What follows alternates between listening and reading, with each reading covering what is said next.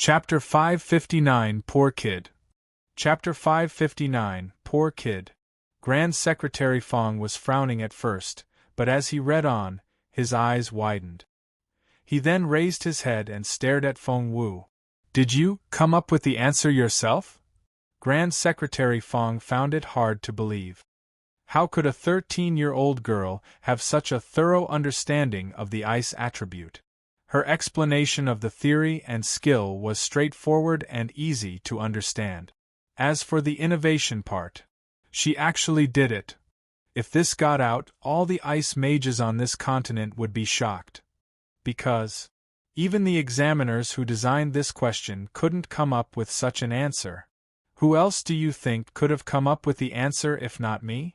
Feng Wu looked at him with a half-smile. Grand Secretary Fong agreed. He admired her innovation from the bottom of his heart. Fighting back his impulses, Grand Secretary Fong moved on to correct the fifth section. Formations.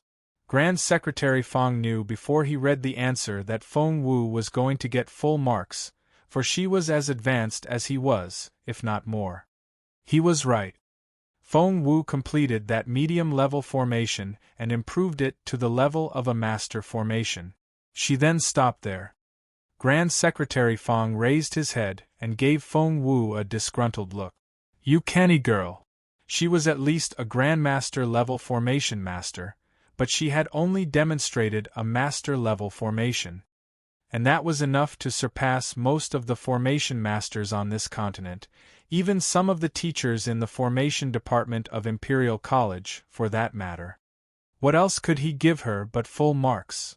To Grand Secretary Fong's surprise, Feng Wu didn't just get full marks in formation skills. In medicine refinement, Grand Secretary Fong was well versed in that subject as well, not to mention that he had the standard answer on hand. He then saw that the final number Feng Wu had given was down to the 12th decimal point. And it was identical to the standard answer. That was to say, "You know medicine refinement?" Grand Secretary Fong asked in amazement. Chaoga said grumpily, "What sort of question is that?" Xiao Wu was an advanced medicine refiner when she was 5. She could only have gotten better after so many years. 5? An advanced medicine refiner? Grand Secretary Fong couldn't believe his ears. 5-year-olds weren't even as tall as a refining cauldron yet. Feng Wu threw a disgruntled look at Chaoga. "Finish your paper." Chaoga felt like crying. She knew the words on their own, but put them together into sentences and she didn't understand any of them. It was terrible. Meanwhile, Grand Secretary Fong had finished correcting Feng Wu's paper. She got 25 in Section 1, 0 in Section 2, 25 in Section 3, 50, which was the full mark in Section 4, and 50 points each from the 2 questions on auxiliary skills. Out of 300 points, Feng Wu got 200 in total. That exceeded Grand Secretary Fong's expectations. Feng Wu had scored much higher than he had anticipated. He had thought she would get 50 points at most. "Is this really your first time answering these questions?" Grand Secretary Fong looked at Feng Wu suspiciously. Feng Wu smiled bitterly. "My family just moved back from northern border city. Do you think I could get hold of mock exam papers when I was out there?" Grand Secretary Fong agreed. This girl really was a genius. Despite his joy, Grand Secretary Fong kept a straight face. He then turned to look at Chaoga. Chaoga couldn't sit still anymore. She slowly rose to her feet and handed in her paper. Chapter 560 Straight D Student. Chapter 560 Straight D Student. Grand Secretary Fong turned to Section 1 and it was blank. Section 2. Blank. Section 3. The old man's eyes were the size of saucers, and the sound of flipping pages was very loud. He would dart a look at Chaoga every now and then as he looked through her paper. Chaoga was still on the chubbier side, which gave her a tough look. However, she couldn't help but cringe at Grand Secretary Fong's stare, and she tried to take cover behind Feng Wu. Grand Secretary Fong snorted grumpily. "Seriously? You think she can shield you? Chowga gave Grand Secretary Fong a pleading look. Get over here! Grand Secretary Fong snapped. Aggrieved, Chowga turned to Feng Wu for help. Feng Wu could only rub her forehead in resignation. Her face was also twitching after looking at all those blank answer sheets. Grand Secretary Fong had picked up his cinnabar pen to correct the paper, but he got blank sheets from the beginning to the end. The old man didn't know what to say. Feng Wu didn't say anything either. Chowga kept her silence, but took a small step back. Grand Secretary Fong glared at Chowga. You! He wanted to say something, but words failed him. After doing this for so many years, this was the first time he had ever seen a completely unanswered exam paper. Read more chapter on novelful.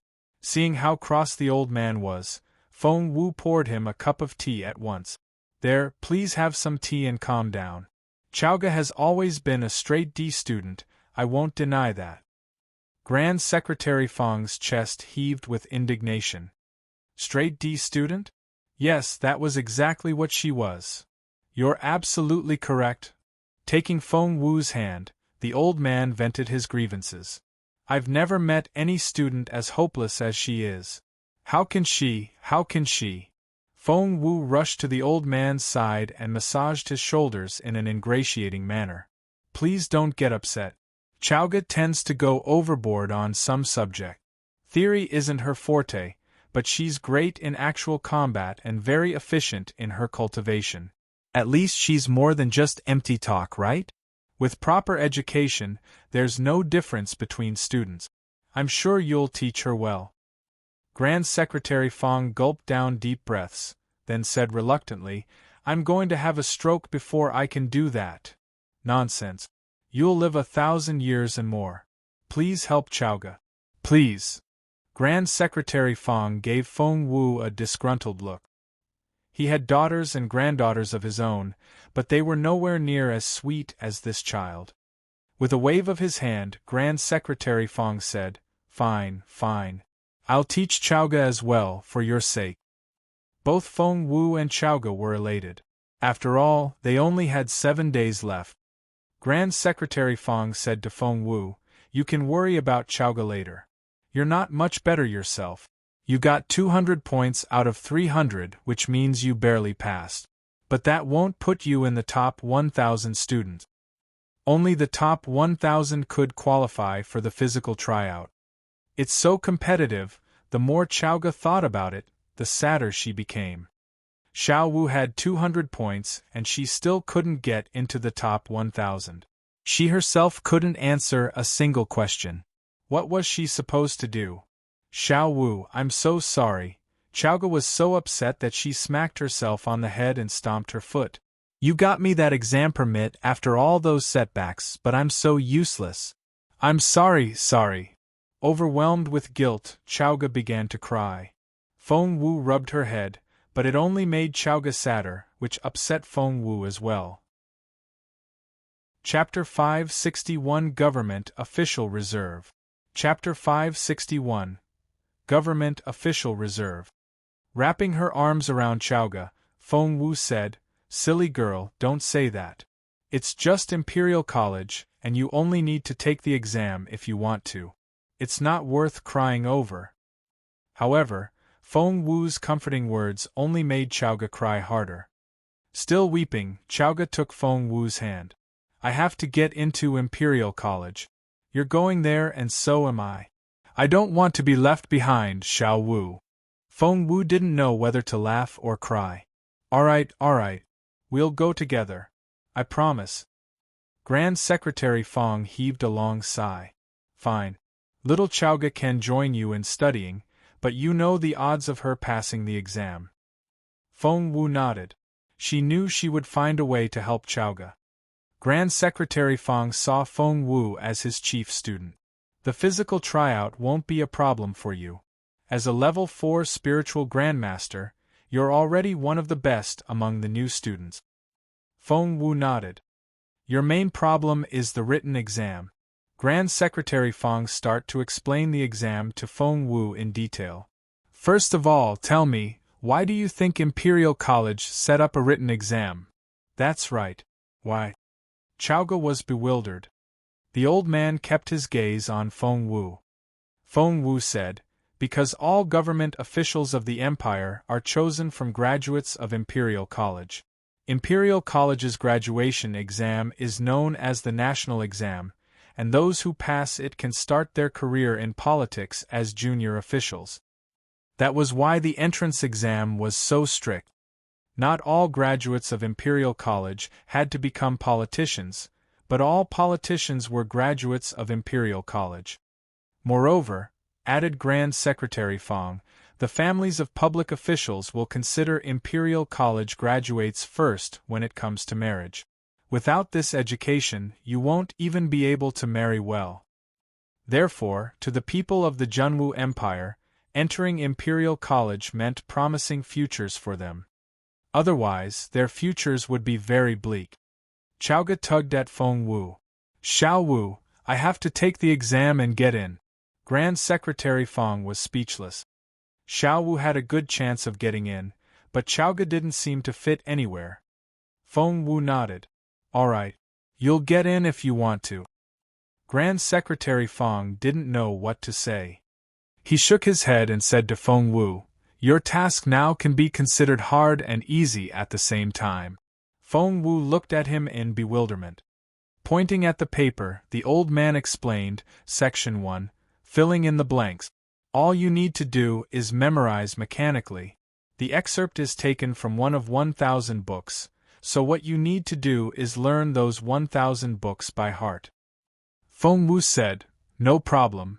The old man darted a suspicious look at her. That was quick. It's 1,000 books we're talking about here.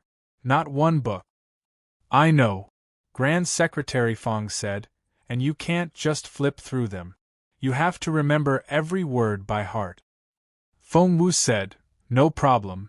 Grand Secretary Fong rubbed his forehead. If you say so.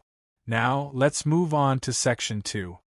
This section requires you to write down a passage from memory, which is essentially the same as Section 1. It's also randomly picked from one of those 1,000 books, and you have to memorize all the word. Feng Wu nodded. Of course. Grand Secretary Fong turned the page. Section 3 consists of multiple-choice questions, and they can be about anything. It tests the knowledge that you've accumulated over the years. Chapter 562. That's just the way he is. Chapter 562. That's just the way he is.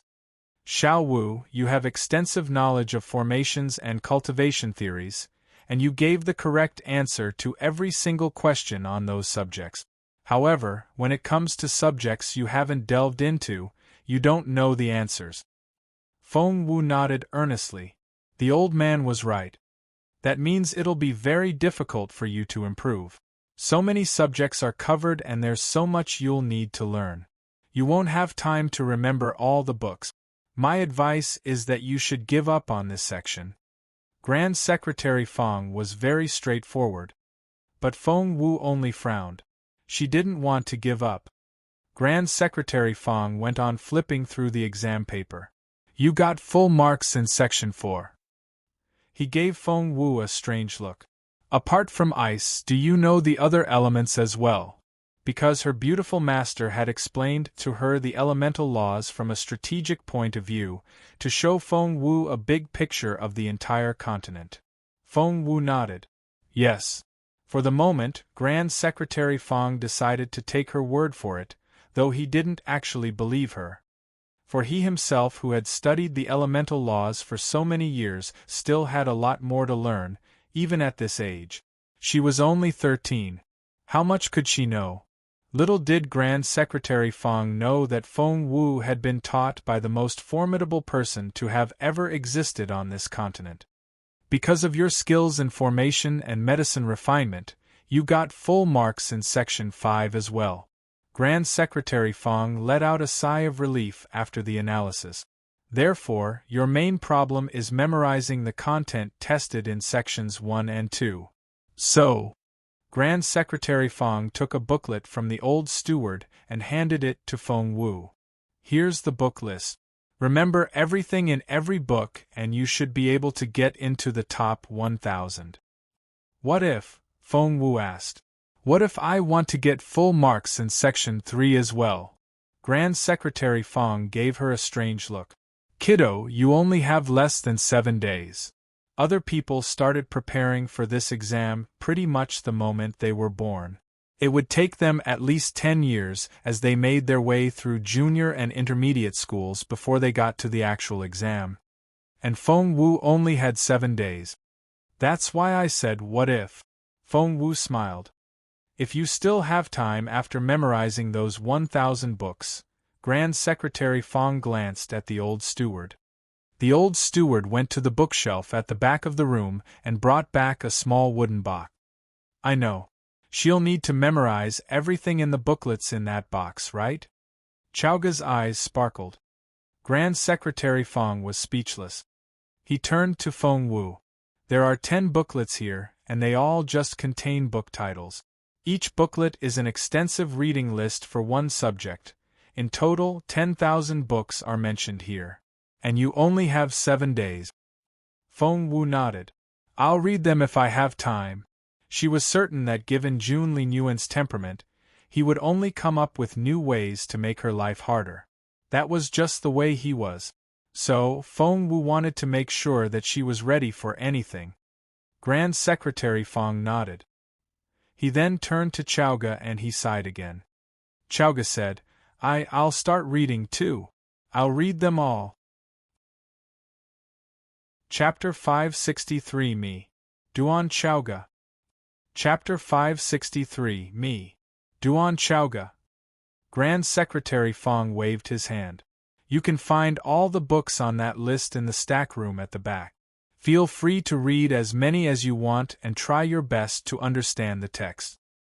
Just then, footsteps came from outside. Steward Feng's voice rang out. Master, the lady is here with the princess. Grand Secretary Feng frowned at those words. He then turned to Feng Wu. Go find the books. You can take them back home to read. An idea struck Feng Wu. Were they Grand Secretary Feng's daughter and granddaughter? Why had the old man changed his mind and told them to read on their own? Feng Wu couldn't figure out why, but neither did she care. Shaking her head, she led Chaoga to the stack room at the back. For Grand Secretary Feng had given her the key to the room already. As soon as Feng Wu and Chaoga left, footsteps approached from outside. Grandpa, Grandpa! Feng Wu would have recognized that voice right away if she were here. The voice belonged to Mu Yaoyao. Father, Lady Mu greeted Grand Secretary Feng. Mu Yaoyao rushed to Grand Secretary Feng's side and took his arm. Grandpa, it's so nice to see you. Are you sleeping well these days? Did you miss us? Grand Secretary Feng frowned a little. Grand Secretary Feng saw that Lady Mu and Mu Yaoyao had brought quite a few chests with them, and Lady Mu was instructing the servants, put them in the warehouse. What's this about? Grand Secretary Feng's eyes flickered. Grandpa, Mu Yaoyao took Grand Secretary Feng's arm. I have a favor to ask. Please say yes, please. The bruises on Mu Yaoyao's face hadn't faded completely, and Grand Secretary Feng frowned when he noticed them. What happened to your face? A look of hatred flickered in Mu Yaoyao's eyes at the mention of that. It was all because of Feng Wu. Humph. Grandpa, you have no idea how abominable Feng Wu is. Mu Yaoyao then told Grand Secretary Feng about what happened at World Tower and finished her story indignantly. I'm going to beat her up whenever I see her from now on. Mu Yaoyao had completely distorted the incident at World Tower. She kept emphasizing what a bully Feng Wu was and how helpless she had been herself. Lady Mu knew perfectly well what really happened, but she showed no intention of stopping Mu Yaoyao from slandering Feng Wu. The frown on Grand Secretary Feng's face grew bigger. Nonsense. The Feng Wu he knew was clever, kind, and reasonable. She was nothing like the person Yaoyao described. Grand Secretary Feng didn't believe a word she said. It's Mu Yaoyao. Meanwhile, Feng Wu and Chaoga were heading for the front gate, each holding a stack of books. They heard Mu Yaoyao's accusations when they walked past the main hall. Mu Yaoyao? Feng Wu pricked up her ears. She called Grand Secretary Fang Grandpa? Come to think of it, Grand Secretary Fang was Xian Yi's grandfather, and Mu Yaoyao addressed Xian Yi as cousin. That was to say, Mu Yaoyao and Xian Yi's mothers were sisters. Chaoga flared up right away. How dare that woman slander Feng Wu behind her back, not to mention that everything she said was a lie. This Mu Yaoyao was unbelievable. Throwing her books on the ground, Chaoga was going to charge into the room and beat that woman up. Feng Wu stopped her in a hurry. Wait. I won't wait, Chaoga said indignantly. I should have beaten the crap out of that Mu Yaoyao when I had the chance. She's slandering you behind your back. I hate it when people do that. Who's making all that noise out there? Lady Mu's stately voice came from inside. It's me, Duan Chaoga. Rolling up her sleeves, Chaoga charged into the main hall. Feng Wu didn't say anything either. Chapter 564, They're All Mine. Chapter 564, They're All Mine. Well, what choice did Feng Wu have? If Chaoga wanted to fight, of course she couldn't stop her. She had to fight alongside her friend. Duan Chaoga? Mu Yaoyao was obviously baffled to see Chaoga. Looking past Chaoga, she spotted Feng Wu. Feng Wu. Mu Yaoyao looked like she wanted to kill someone. When enemies came face to face, their eyes blazed with hatred. Mu Yaoyao rushed toward Feng Wu and ranted, Feng Wu, what are you doing here? Feng Wu only glanced at her. And why do you have those books? Mu Yaoyao was exasperated when she saw the covers of the books. Gosh! You're stealing my family's books. Hey, seize these book thieves! Steward Fang was bewildered. The old steward ignored the girl. The servants of the Fang manor exchanged awkward looks, but no one stepped forward. At that moment, Grand Secretary Fang strolled into the room. Grandpa! Mu Yaoyao was almost in tears, for she thought that she was being humiliated. Grandpa, look! They're book thieves, and she's that Feng Wu. Chaoga exploded at those words. Resting her hands on her waist, she bellowed, Who the hell are you calling book thieves? You're so full of bullshit. Chaoga jabbed Mu Yaoyao in the chest with a finger as she shouted. Grandpa, Mu Yaoyao said in a pitiful voice. Lady Mu was displeased and commanded, Take these two down. Read more chapter on novelful. The lady had been escorted by quite a few guards, who were ready to charge at Feng Wu and Chaoga. Stop! Grand Secretary Fang didn't raise his voice, but no one dared to challenge his authority.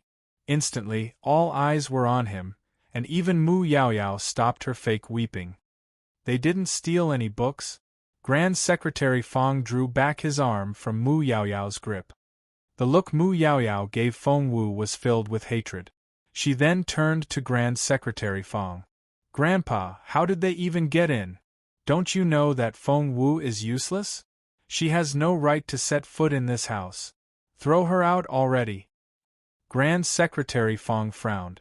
Yaoyao, be polite to Xiao Wu. If Mu Yaoyao had paid a little more attention to his tone, she would have realized that her grandfather was already very angry. Xiao Wu. Mu Yaoyao was shocked. Since when was her grandpa this familiar with Feng Wu? No. Her grandpa was hers alone. Grandpa, is an outsider more important to you than me now? Grand Secretary Fang frowned at Mu Yaoyao. The girl was no longer that cute and charming granddaughter he remembered, but sounded tart and mean. The old man was no longer hiding his irritation, but as enraged as she was at the moment, Mu Yaoyao didn't see it at all. Grandpa!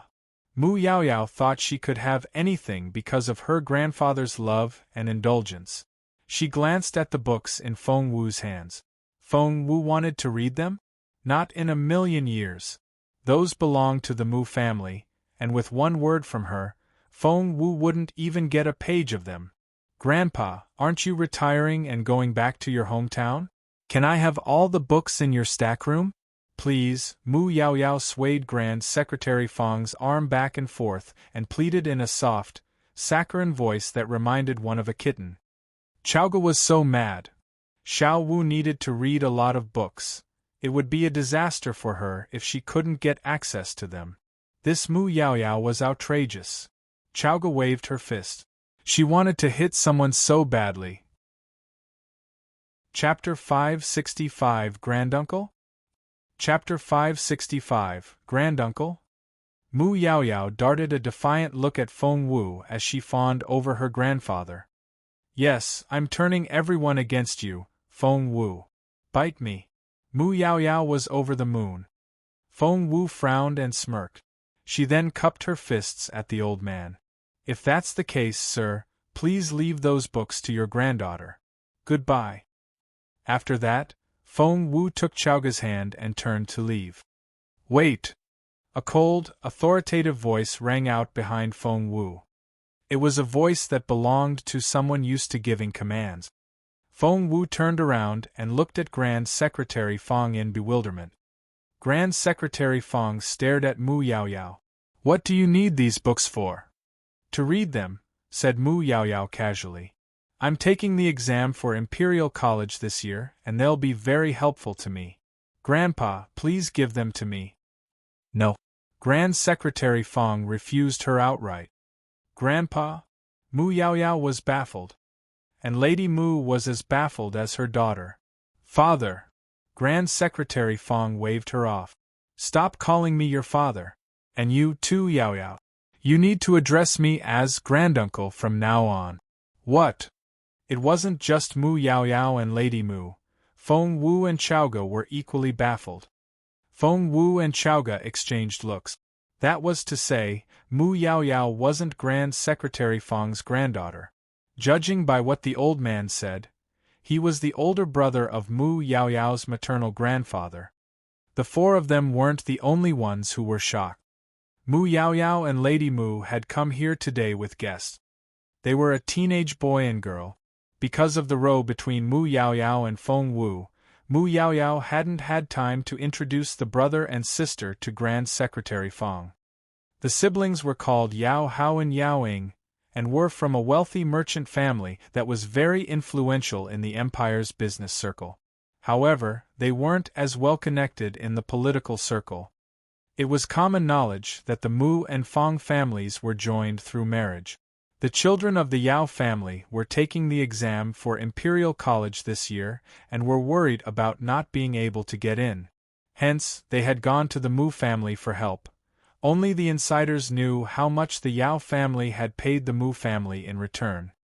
Lady Mu and Mu Yaoyao had brought the siblings here today to introduce them to Grand Secretary Fang, hoping that the old man would show them some past papers and give them some useful tip. Mu Yaoyao thought that since her grandpa was one of those who designed the exam questions, everyone would be happy if he could give them a few tips, or even tell them what would be in the exam paper this year. However, Grand Secretary Fang had rejected her before she could even bring up the topic. Grand Uncle, Mu Yaoyao looked at Lady Mu in confusion. Lady Mu looked embarrassed. She was going to say something when Grand Secretary Fang stopped her with a wave of his hand. Your father left you in my care when he passed away, so I didn't say anything when you called me father. But now, you're the lady of Mu Mansion, and should behave like one. Otherwise, your father in the other world would be very disappointed. Lady Mu didn't know what to say. Since it was Grand Secretary Fang's family business, Feng Wu decided it would be wise to not get involved. Taking Chowga's hand, she was ready to leave. Grand Secretary Fang said grumpily, "Take these books with you. I'm going to test you on them tomorrow." Okay, got it. Picking up the books, Feng Wu and Chowga left right away. Mu Yaoyao still looked deeply shaken. As it turned out, the famous Grand Secretary Fang wasn't her grandfather after all. Once that was cleared up, Grand Secretary Fang darted a casual look at Lady Mu. So, what brings you here today? Chapter 566 Work Hard. Chapter 566 Work Hard. Lady Mu said awkwardly, These two kids are Yao Hao and Yao Ing from the Yao family. They're taking the exam for Imperial College this year, and came to me for help. That's why I brought them here to you." Grand Secretary Fong knew perfectly well that this was a very lucrative favor for the Mu family. With what the Yao family had given them, if he didn't give something substantial in return, the Yao family wouldn't leave the matter at that. By then, he himself would be criticized. The old man was anything but foolish. There was no way he would get himself into that. Grand Secretary Fong was a proud old man who wouldn't hesitate to turn people away if he didn't like them. Hence, putting his hands behind his back, he raised his chin, then waved his hand. "I don't teach. Please leave." After that, he turned around and strolled off. Steward Fong and the old steward mocked inwardly. "Weren't you so enthusiastic about teaching Miss Fong Wu just then? Just admit it, you don't like these people." Mu Yao Yao and Lady Mu had yet to recover from the first round of humiliation, and were humiliated once again. "Father, Uncle," Lady Mu could feel the strange looks the Yao siblings were giving her. She tried to follow Grand Secretary Fong inside to talk to him. But Grand Secretary Fong only waved her off. "Take all your things with you. Fong Yuan." "Yes." Steward Fong went to him in a hurry. "Starting from today, I'm not receiving any guests. Close the front gate and don't let anyone in." After leaving the instruction, Grand Secretary Fong went back inside. Once Feng Wu and Chaoga were back at the Feng Manor. Feng Wu started reading right away. Chaoga started reading with her, but she was precisely the straight D student she was said to be. Before long, she started yawning until tears ran down her cheeks. She began to doze off. Her head nodded and nodded, then thump. Her forehead hit the table. Feng Wu didn't say anything. Feng Wu and Chaoga had taken 30 books each from the Feng Manor. Chaoga fell asleep before she finished the first page, but Feng Wu just kept on reading. Every time she finished a book, she would close her eyes and go through it in her head. After making sure she had memorized it all, she started on the second book. And the third one, the fourth. While Feng Wu was studying, the rest of her family were busy with their own things as well. Feng Xiaoqi, Uncle Chiu, and Qiuling were all cultivating. The beautiful lady was making a pretty dress for Feng Wu, her movements graceful, while Granny Zhao cooked for the entire family. It was so relaxing and heartwarming. Night set in. The beautiful lady had long gone to bed to get her beauty sleep, but Feng Wu had just finished her 30th book. She rubbed her forehead. It had been a while since she last used her brain this much, and she felt drained. Rising to her feet, Feng Wu went out into the yard and walked around in circles. Looking up at the bright moon, she tried to soothe her aching head a little. Just then, she heard a faint sound from a nearby room. Wait. It was from Qiuling's room. A moment later, Qiuling rushed out, took Feng Wu's hand in excitement, and burst into tears. "You've made a breakthrough." "Yes." Qiuling cried and laughed at the same time.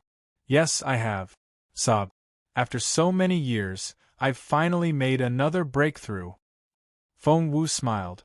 "And you're only just getting started. You'll get better and better. This family is counting on you." "I won't let you down, miss."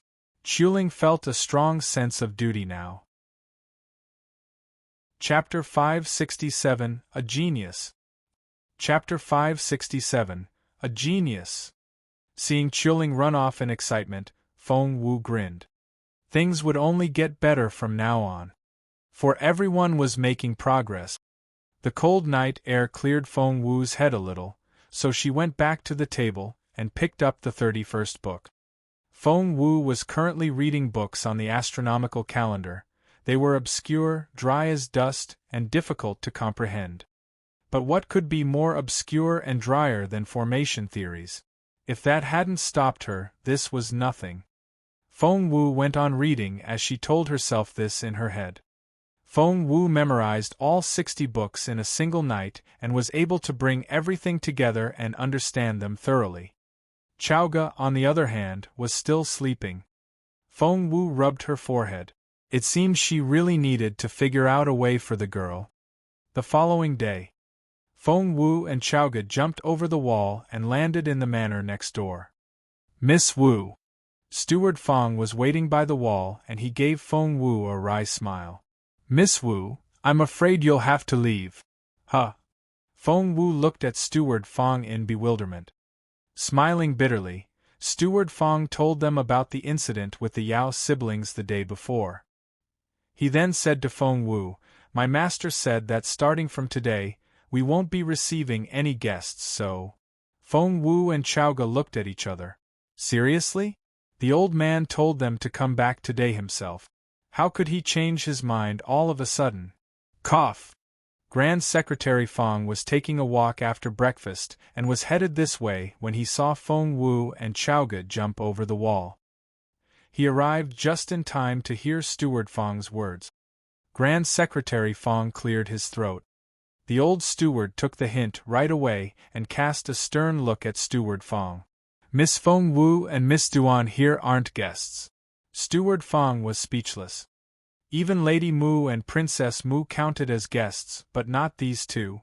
The Yao siblings had to leave to avoid arousing suspicion because they were candidates this year, but weren't Miss Wu and Miss Duan candidates as well? That was kind of discriminatory. Inwardly, Steward Feng smiled bitterly and said a silent prayer for Princess Mu.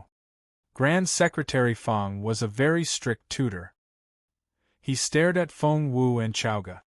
Seeing how refreshed and well-rested the two girls looked, Grand Secretary Feng was displeased. Have you read them all? The old man said grimly. Yes, I've read and memorized them all, Feng Wu said confidently. Shall I put the 60 books back into the stack room? Wait, the old man's face darkened. He then gestured at the table. Put them here. All right, Feng Wu did as told. Altogether, the stack of books was almost as tall as Grand Secretary Feng. You've memorized them all? Grand Secretary Feng frowned. That's right. Feng Wu stuck out her chest. Grand Secretary Feng frowned and looked even more displeased. He didn't mind dumbness or laziness in a student, but he wouldn't accept lies, especially when one wouldn't admit to it. Picking up a book from the stack, Grand Secretary Feng opened it to a random page and read a line of the text. Act in unison and like draws to like. Your turn. He deliberately raised his voice at the end, which startled Chowga and she almost jumped. However, Feng Wu only stood there proudly with her hands behind her and her back ramrod straight. She recited in a loud, clear voice, Water runs toward wet spots, fire ignites dry wood, dragons come with cloud, and tigers come with wind. Everything is after their own kind. Feng Wu went on reciting and Grand Secretary Feng didn't stop her. Hence Feng Wu kept going. And before long, she had recited the next 10 pages.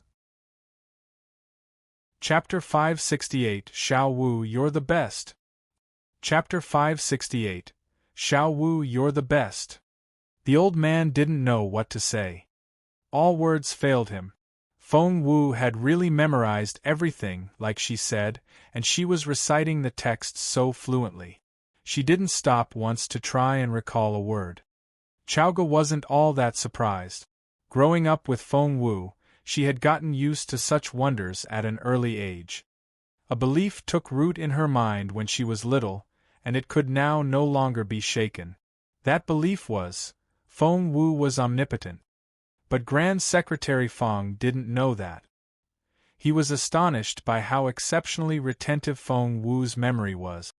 As the General Secretary of the Empire, and working in a place like Imperial College where all kinds of talented people showed up all the time, he had seen his fair share of genius. However, he didn't want to give in yet. Was it possible that the first book in the stack was the one she had memorized the best? Grand Secretary Feng picked a random book from the stack, opened it, and chose a random paragraph. Kunlun is located in the northwest, where the Empire's temporal palace stands. Feng Wu's eyes lit up. The previous one was the Book of Changes, and this one was the classic of mountains and rivers. Feng Wu searched her memory and the sentences after that flowed out. Kunlun has a circumference of 800 li and is very high and steep. A tree grows on it, which is over 13 m tall and so thick that 5 people can just get their arms around it. 9 wells are. Feng Wu's recitation was rhythmic and fluent. It was impeccable. Grand Secretary Feng chose several other books and tested Feng Wu on every single one of them. Only then was he forced to admit that Feng Wu had indeed memorized everything well. You, Grand Secretary Feng's lips quivered a little. You really haven't read any of these books before? Feng Wu shrugged. In the paper yesterday was the sentence, when all 8 musical instruments are in harmony and the right order, gods and humans alike will be in harmony as well. If I had read those books before, I would have been able to answer those questions. Feng Wu had never read books on these subjects before, and everything she knew was related to cultivation. There was a blank in her knowledge, and she was just starting to fill it in. Grand Secretary Feng agreed. Read more chapter on novelful. You really are an amazing kid. Grand Secretary Feng, who had always been stingy with his compliments, couldn't help but be amazed now. He then asked Feng Wu if she had any paragraph that she didn't understand, which he then explained, making sure that she had a thorough understanding of it. While the old man and the teenage girl were absorbed in learning, Chowga was yawning in boredom. Feng Wu didn't know what to do. She took out a manual called Chowga Sword and gave it to her friend. There, try this. She had created this manual last night, which was the most suitable for Chowga at her current cultivation level. Wait, let me see that. Grand Secretary Feng reached out with his hand. And the booklet ended up in his hand. Grand Secretary Feng began to flip through it. He only nodded appreciatively in the beginning, but soon, his eyes widened and he looked up at Feng Wu. Where did you get this? Chowga moved closer. Why, it's called Chowga Sword, so it had to have been customized for me. It's my own and I'm going to learn it. Feng Wu said grumpily, I made it for you last night after I finished reciting the book. Of course it's specially made for you. I even named it after you. Wow, Xiao Wu, you're the best. I love you so much. Chowga threw her arms around Feng Wu and wouldn't let go. Feng Wu patted her on the shoulder. Shouldn't you be practicing now? Yes, of course. Chowga snatched the manual back from Grand Secretary Feng and ran off. The old man didn't know what to say. Chapter 569 290 points? Chapter 569 290 points. That's a lot of trust she put in you, Grand Secretary Feng said admiringly. After all, the manual had been written by a mere 13-year-old girl. No one in their right mind would be able to believe it. Feng Wu shrugged. She's a trusting person. That's because she has faith in you. Grand Secretary Feng said emotionally, Xiao Wu, it's very hard to come by a friend whom you can completely trust in life. Many people will live to the end of their days without ever meeting one. You're still so young and you've found that friend. I envy you. Feng Wu grinned. It's my honor to have her as a friend. And it was very lucky for her to have met you as well. Grand Secretary Feng was a little surprised by Feng Wu's reply. Was she really a girl of 13?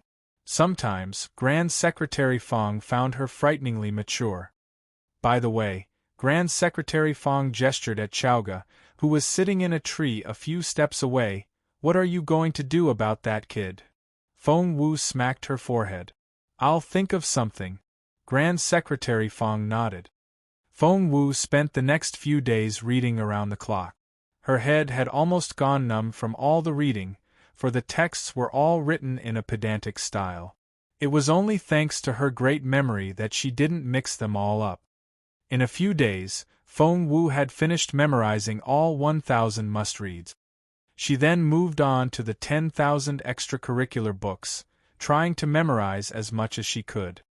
Gifted with an eidetic memory, she flipped through the pages quickly. The old man had been giving her a set of exam papers every day for the past few days, and her scores rose rapidly. Wow! When Chowga saw Feng Wu's mark on the paper that day, her mind was blown. 290? Chowga almost jumped to her feet. Xiao Wu, you got 290? Are you even human? How did you do that? Feng Wu only smiled bitterly. I guess I'm doing all right. She got 290 out of 300, which didn't reach her own personal standard. Grand Secretary Feng darted a look at Feng Wu. Kiddo, give yourself some credit. The college is known for its difficult exam. The highest score on the written exam last year was 260, and you're already 30 points higher. What more do you want? Leave some hope for the ordinary people, all right? Grand Secretary Feng was one of the top guns of Imperial College, and for him to make that comment meant a lot. Feng Wu only gave him a wry smile. The exam is tomorrow, you should get some good rest tonight. You don't have to finish all the books. Don't push yourself too hard. Grand Secretary Feng then sent Feng Wu and Chowga home early. Watching Feng Wu leave, Grand Secretary Feng put his hands behind his back and recalled a message from Mr. Liu. Yu Minji, the one who's as famous as Jun Linyuan, is taking the exam this year as well. General Secretary Feng smiled in resignation. It seemed that Xiao Wu wasn't going to get the top mark this year. Feng Wu had no idea that Yu Minji was a candidate as well. She and Chowga took the last 100 books back home. Sitting down on the carpet, Feng Wu grabbed a book and started reading. 1 book, 2 books, 3. She didn't even have time to eat, and Chowga had to feed her with a spoon. Although Chowga was still handing in blank sheets, she had gone through a second round of detoxification already. Following that, she was down from 75 kilograms to 60 kilograms. Chapter 570. His Royal Highness is here. Chapter 570. His Royal Highness is here. In the past few days, Chowga had risen from level 7 to level 9. It happened so fast that even Feng Wu was taken by surprise. As the afternoon flowed into evening, Feng Wu finished 90 books, and there were only 10 to go. Feng Wu could barely keep her eyes open, but she couldn't sleep peacefully knowing that she hadn't gone through all the books. Rubbing her dry eyes, she went on reading. It was deep into the night and almost everyone was asleep.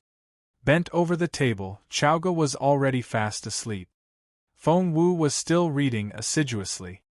The Crown Prince's residence. Jun Linyuan had been shut in seclusion these days. After that hard-earned breakthrough, he needed some time alone to consolidate what he had learned.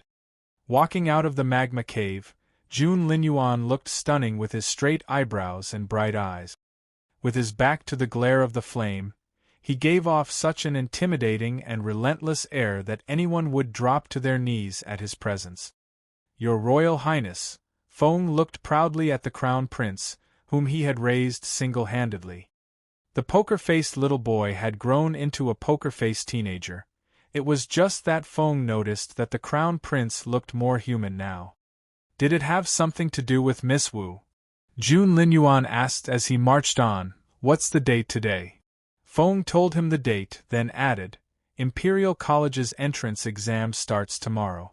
The Crown Prince's cold eyes flickered all of a sudden. The mention of the exam had reminded him of a certain girl, hadn't it? Feng stole a glance at the Crown Prince. His Royal Highness was a neat freak, and the first thing he did after he got out of seclusion was to take a bath and change his clothes, so that he could wash off all the dust. However, Jun Linyuan couldn't help but recall what happened the last time he sat down in the hot spring. The girl was still very young, but she had a nice figure. And she was an amazing chiropractor. Jun Linyuan had to admit that his breakthrough had indeed been triggered by the massage she gave him, but he was never going to tell her that, otherwise she would get all proud. When his mind turned to that girl, Jun Linyuan felt as if a writing brush was tickling his heart and the sensation was very tempting. That was enough. Why would he even think about that girl? She would be so pleased if she knew about this. Vexed, the Crown Prince slapped the water with his hand and rose to his feet. He headed out immediately after he got dressed. Feng followed the Crown Prince out at an appropriate distance. That way, he could still guard and serve his young master, but was also far away enough to give him some privacy. No one could handle things as subtly as Feng. Why is that girl so obnoxious? The Crown Prince bellowed at Feng. Feng rubbed his nose. She ran away as soon as she got what she wanted and turned her back on me. She's so heartless. Feng rubbed his nose. Does she think she can just hide away and I wouldn't go searching? She's so naive. Jun Linayun dashed out angrily in the direction of the Feng manor. From behind, the Crown Prince looked like a king bent on revenge, and who would stop at nothing. Feng was pleased. His Royal Highness had finally found a purpose. That was new. The Feng clan. Feng Wu stayed up very late. She hadn't been sleeping too well these days, or rather, she hadn't slept much at all. She had only slept for 2 hours in the past 7 days and had spent the rest of the time memorizing. Her brain had been very busy and her mind very active. Feng Wu realized that although she hadn't cultivated for 7 days. Chapter 571 Incoming Crown Prince in 5 seconds. Chapter 571 Incoming Crown Prince in 5 seconds. Although she hadn't cultivated in the past 7 days and had devoted all her attention to the books, reading assiduously had actually cleared her head and significantly strengthened her mind. That was an achievement much harder to obtain than a breakthrough in cultivation. What was more, Feng Wu even felt the urge to break through right then. She was going to put down her book and do that when she heard a tiny sound outside. Someone was there. Feng Wu frowned and turned her sharp gaze to the window. The window was open, revealing a handsome teenage face with pretty features. The teenager beamed, reminding her of the brightest sunlight. Yuminji? Staring at the teenager, who rested his chin on his hands and grinned at her from outside her window, Feng Wu asked in bewilderment, "What are you doing here in the middle of the night? Aren't you going to invite me in?" The boy greeted Feng Wu with a wide smile. Feng Wu rolled the eyes. "It's too late and I shouldn't have male visitors at this hour. So, no." Yuminji pouted, looking rather aggrieved.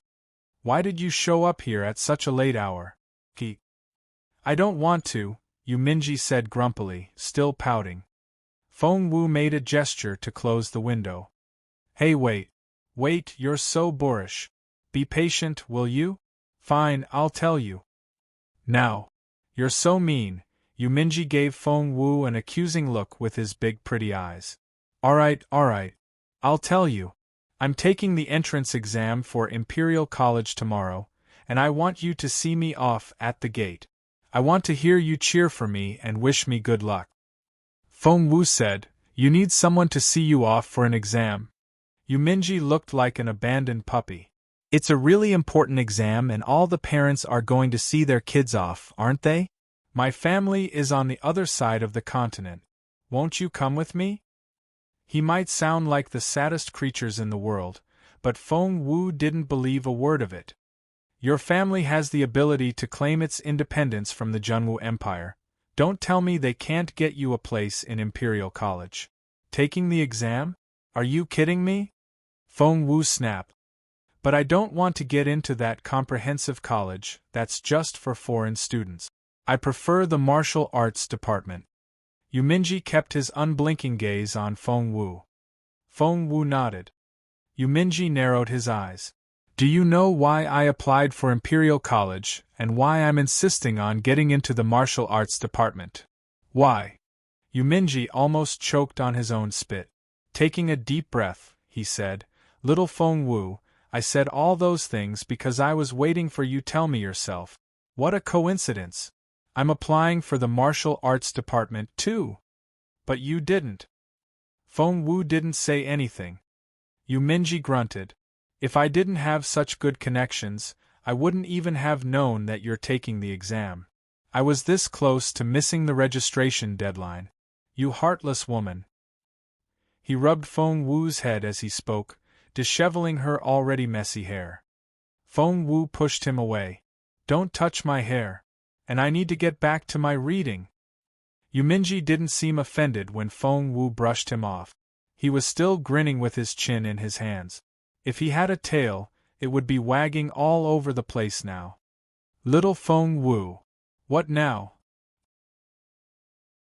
Chapter 572, The Wall-Climbing Crown Prince? Chapter 572, The Wall-Climbing Crown Prince? Yuminji said in a righteous tone, I'm only going to Imperial College to protect you, so that you won't be bullied. And that means you have to be really nice to me from now on. Feng Wu took a deep breath. Don't go then. Yuminji grunted. You dishonest girl. I know you're rejoicing secretly, aren't you? Feng Wu said, no. That successfully silenced Yuminji. He then mussed Feng Wu's hair like a mischievous boy. Hey, stop it. Feng Wu wasn't his match physically and couldn't stop his mischief. Her hair was in a complete mess and she was so mad. Ha ha ha. Seeing Feng Wu's disheveled hair, Yuminji guffawed. He found the girl so cute that he wanted to take her back home. However, he cringed when he saw the murderous look in her eyes. He then fled the scene. Yuminji, stop right there. Feng Wu stomped her foot. But Yuminji only ran faster. Before Feng Wu knew it, the guy had disappeared into the night. Feng Wu clenched her fists. You won't be so lucky next time. Turning around, Feng Wu saw that Chaoga was bent over the table and fast asleep. Drooling, she hadn't even woken up at all the noise. Feng Wu didn't know what to say. It seemed that nothing worried the girl. Feng Wu loosened her hair, tied it into a simple ponytail, then sat down on a rush cushion, ready to make a breakthrough. She was already a level 4 spiritual grandmaster, and a breakthrough would take her to level 5. However, little did she know that Jun Linyuan was on his way here. And what was even more unexpected was that Yuminji had spotted Jun Linyuan. The Crown Prince had finally come up with an excuse to see Feng Wu and was hurrying this way in a foul mood. When Jun Linyuan arrived at the scene, enraged, Yuminji was about to jump onto the wall. Sensing a powerful cultivator approaching, Yuminji instinctively backed into a corner and hid behind a bush. The Crown Prince was so preoccupied thinking of ways to make Feng Wu plead to him once he saw her that he ignored everything else. Access web novel. Live if you like watching manga comics. Feng noticed, but didn't think it was a big deal. So, he didn't alert his young master. Yuminji was baffled. What the heck? Why had Jun Linyuan shown up in the Feng Manor in the middle of the night? Why wasn't he entering through the main gate like a crown prince should? Why was he climbing the wall as well? Yuminji decided not to go back just yet, for he was worried. He recalled how mean Jun Linyuan was to Xiao Wu. Nothing she did seemed good enough for him, and he was horrible to her. What could he possibly want from her in the middle of the night? Could Jun Linyuan be here for Feng Yanfeng? Not likely. Someone in Feng Yanfeng's position would never invite the Crown Prince over at this late hour. Could he be here to pick on little Feng Wu then? At that thought, Yuminji decided that he wasn't going anywhere. He was worried about Feng Wu's safety. He walked on tiptoe toward Fallen Star Yard, making sure to be as quiet as possible. Then, under the silver moonlight, Yuminji made a shocking discovery. Jun Linyuan, the aloof, proud crown prince of the empire, had just jumped onto the wall. He then landed on the other side in Feng Wu's yard. Yuminji! Instead of going in through the window, Jun Linyuan pushed Feng Wu's door open. It was a critical moment in Feng Wu's breakthrough. She could have done it a moment ago, but Yuminji had shown up and forced her to pause. Chapter 573, Stop Bullying That Girl. Chapter 573, Stop Bullying That Girl. After finally sending Yuminji away, calming herself down, and clearing her mind, Feng Wu was ready to make a breakthrough. The door opened at that moment. Feng Wu almost jumped to her feet. Who could it be? Feng Wu looked at the door, alarmed. A figure stood there against the silver moonlight, which created a halo around him. He had brooding eyes and a gorgeous figure. He almost looked dazzling under the moonlight. Jun Linyuan. Patting her chest, Feng Wu broke into a cold sweat. 1 second more, and she would have entered the state of meditation. If that happened, Jun Linyuan would realize that she was cultivating and had her ability back. Thinking about it logically, he would be reminded of that immortal spiritual fruit back in northern border city. Feng Wu's stomach lurched. That would be a total disaster. Because of the interruption, Feng Wu glared at Jun Linyuan. What are you doing here? Jun Linyuan stood there proudly after pushing the door open. He was waiting for Feng Wu's to plead with him, but instead, he only got that impatient question. He was displeased. His eyes glinted as his murderous gaze locked on Feng Wu. Feng Wu stepped back involuntarily. Jun Linyuan entered the room and slammed the door shut behind him. It didn't wake Chaoga, for Feng Wu had fed her some antidote and the girl was undergoing detoxification at the moment. She was sleeping so soundly that not even thunder would be loud enough to wake her. Feng Xiaoqi and the rest of the family knew nothing about the situation here, for Feng had put up a soundproof barrier around the room and no one in the neighboring rooms would hear a thing. Inside, face livid, Jun Linyuan walked toward Feng Wu with a grim look in his eyes. Feng Wu stumbled back involuntarily. Jun Linyuan, what are you doing? Don't come any closer. Feng Wu kept stumbling back. But Jun Linyuan only gave her a crooked smile. As Jun Linyuan pressed forward, Feng Wu backed off. In the end, Feng Wu was forced into a corner and Jun Linyuan hemmed her in with his right arm. The air suddenly felt very warm. Outside, Yuminji had been following Jun Linyuan stealthily. He saw Jun Linyuan enter Feng Wu's room and close the door behind him. Yuminji then heard Feng Wu's voice. Jun Linyuan, stay away from me. Your hands, hey! Yuminji was incensed. Yuminji charged out impulsively and kicked the door. He yelled as he kicked, Jun Linyuan. Stop what you're doing. Is that what you like? To bully girls? I looked up to you. I never thought you were this kind of person. Open up. Open up. Open up. Yuminji kept kicking the door. Jun Linyuan was enjoying the moment with Feng Wu so close. He bent over when Feng Wu turned her head the other way. The corner of his mouth happened to brush against her smooth cheek, and the warm sensation made his heart skip a beat. However, Yuminji's furious voice rang out and Jun Linyuan frowned. He was distracted for a brief moment. Thud! Feng Wu took the opportunity to step hard on his foot. She spared no strength. Even Jun Linyuan's face changed color and he stared at Feng Wu in astonishment. How dare she do that to him? Feng Wu freed herself from the little confined space created by Jun Linyuan's arm. She glared at him with an alarmed look on her face. At that moment, Yuminji broke into the room. Chapter 574, I'm going to challenge you to a duel. Chapter 574, I'm going to challenge you to a duel. Yuminji grabbed Feng Wu, pulled her behind him, and stared at Jun Linyuan bravely. Jun Linyuan, I didn't know you could be so despicable. Jun Linyuan's stunning face had turned livid and he was especially enraged when he saw Yuminji pull Feng Wu behind him.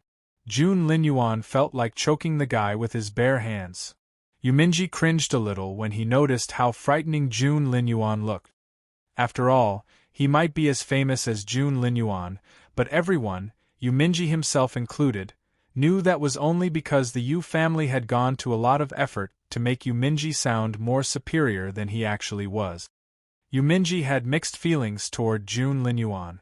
Although he saw Jun Linyuan as his greatest rival, deep down, he still admired the guy and looked up to him.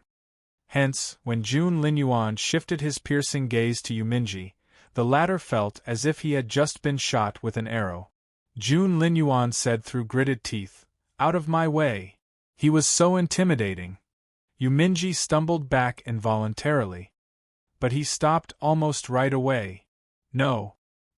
He couldn't back off now, for little Feng Wu was behind him. He had to protect little Feng Wu and make the girl look up to him. Yuminji clenched his fists and encouraged himself. Man up!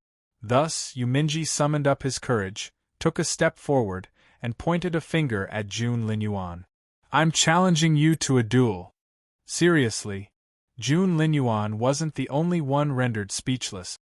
A short distance away, Feng gave Yuminji a thumbs up in his head. The young man had some balls. No one said a word. Meanwhile, Feng Wu was staring at the back of Yuminji's head in resignation and at a loss over what to say.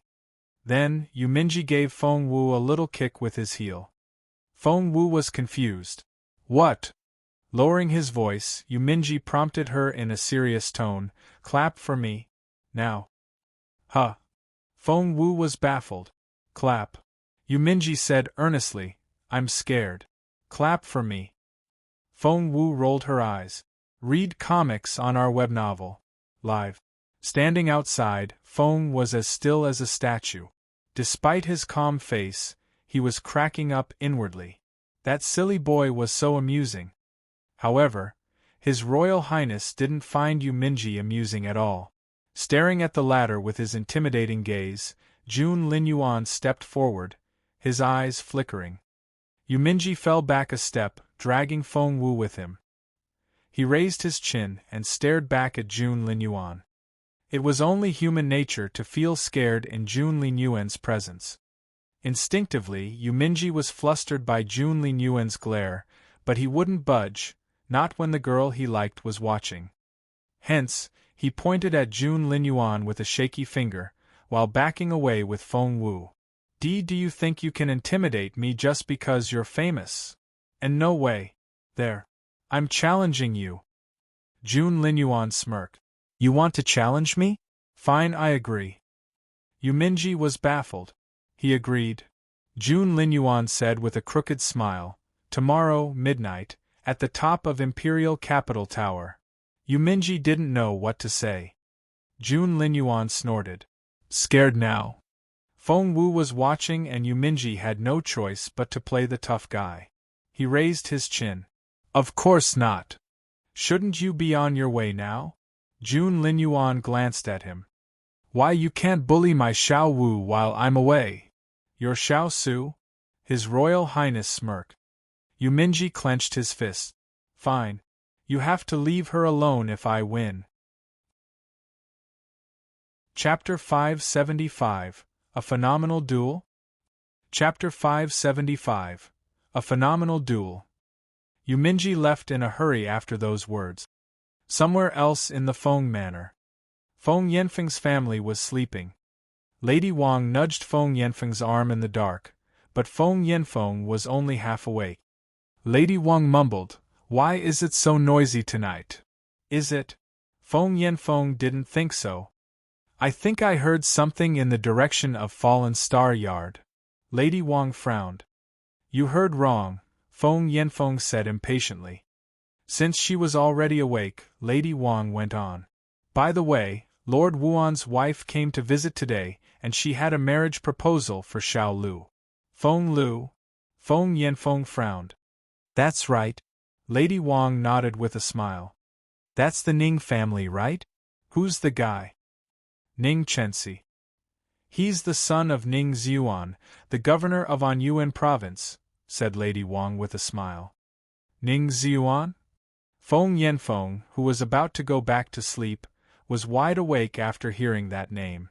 Ning Ziyuan's family and Northern Feng general are related through marriage, as well as to the Yin family. Ning Ziyuan himself is also a commander of a border province. That's wonderful. They really have their eye on Feng Lu then? Feng Yanfeng found it hard to believe. Had Feng Lu's ruined reputation not gotten out then? Lady Wang gloated. I was told that Ning Chensi fell in love with Xiao Lu as soon as he set eyes on her on their way back from the northern border to the imperial capital. He couldn't stop thinking about her, and it was like a lovesickness. He wants to marry no one but Xiao Lu. Feng Yanfeng sat up in excitement and smacked his own thigh. That's great news. Tell them tomorrow. No, no, Lady Wang shook her head. Ning Chensi is so infatuated with Xiao Lu. That's what will seal the deal. If that's the case, we can't say yes so soon. Let's wait a few days. Feng Yanfeng found that suggestion reasonable. This was the perfect time to assume heirs. Good idea. Let the Ning family wait. Isn't that Ning Chensi applying for Imperial College this year? We'll talk about the marriage proposal after he gets in. Lady Wang nodded with a smile. Lu Er is taking the exam this year as well. I don't know if she can get in. Lady Wang was a little concerned. Feng Lu's cultivation level wasn't advanced enough, but the clan had provided her with a lot of resources lately, and even the elders of the clan had offered to teach her themselves. In the end, they managed to elevate Feng Lu from level 7 to level 9, which qualified her for the exam. Go back to bed. We're taking Xiao Lu to Imperial College tomorrow morning for the exam, said Lady Wang. I hope Xiao Lu can get in this time.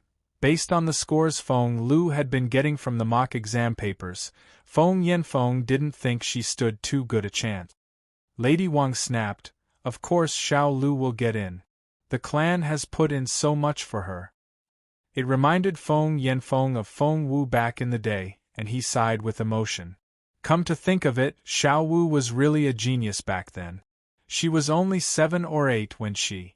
Lady Wang wanted to tear the duvet to pieces with her teeth. Xiao Wu. She hated that name. She snorted. She was awesome back then, so what? She's a cripple without any trace of spiritual essence now. All she can do is be trampled on by our Xiao Lu.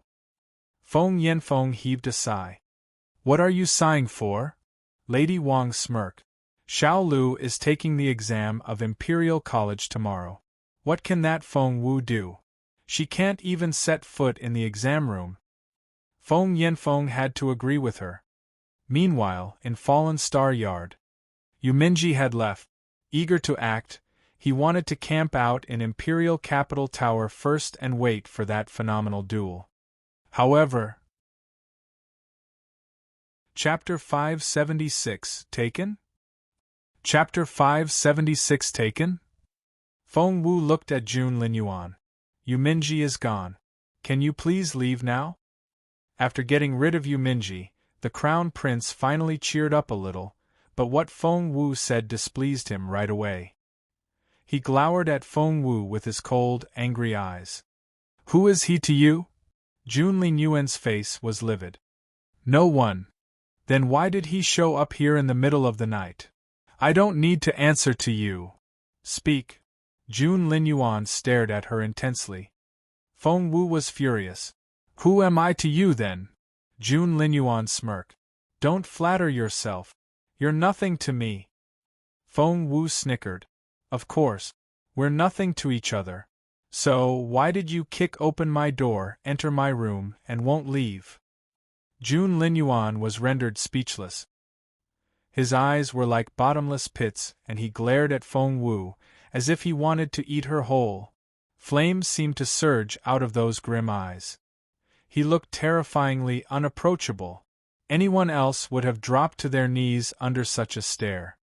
Even Yuminji's legs almost gave out when Jun Linyuan stared at him like this. But not Feng Wu. She stood there proudly and unperturbed. She even looked back at Jun Linyuan with equally cold eyes. Her perfect composure and her unbending will were exactly why Feng thought that Feng Wu was the only right person for His Royal Highness on the entire continent. Feng Wu, how dare you speak to me like that? Jun Linyuan clenched his fists, and he smashed them down on the table. Crumble. The wooden table shattered into pieces and scattered all over the floor. Feng Wu didn't say anything. Feng Wu couldn't imagine what would happen if one of his fists had landed on her head. Staring at Feng Wu, Jun Linyuan moved closer and hemmed her in. Shit. Feng Wu had a bad feeling about this. If she let him corner her like before, he would do what he wanted with her again. She wouldn't let that happen. The closed window gave Feng Wu an idea. She bolted. Feng Wu was very fast, but Jun Linyuan was faster. Feng Wu had almost jumped out the window when Jun Linyuan caught Feng Wu's right foot with his right hand. Feng Wu was still wearing her fluffy homemade cotton slippers when he grabbed her by the ankle. She was wearing a loose-fitting casual dress at home with a fluffy robe over her shoulders. Feng Wu had designed the clothes herself, and her beautiful mother made everything from scratch. It was an exquisite outfit. Caught by her right ankle, Feng Wu fell forward. However, before she smashed onto the window pane, Jun Linyuan tossed her upward. Everything was a blur all of a sudden. Before she realized it, Jun Linyuan had thrown her over his shoulder and jumped onto the roof. The next moment, he dashed out into the night, taking Feng Wu with him. Feng Wu!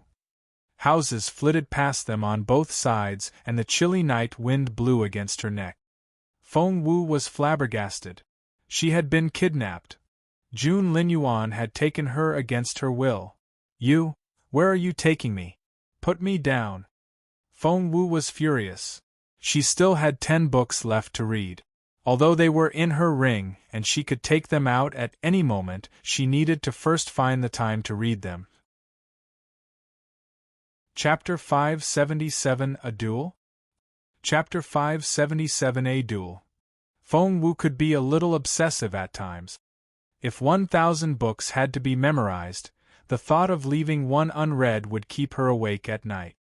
Right now, she still had 10 more to go out of the extra 10,000 books on the reading list, and she was overwhelmed with anxiety.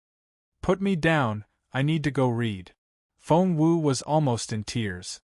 But Jun Linyuan moved as fast as a streak of lightning, even with Feng Wu over his shoulder, as if she was no heavier than a doll. Wind rushed down Feng Wu's throat whenever she tried to speak, so she eventually stopped trying, for there was no point. About an hour later, Feng Wu realized that the wind had stopped blowing and Jun Linyuan had stopped running. Put me down, now. Feng Wu pounded his back with her little fist.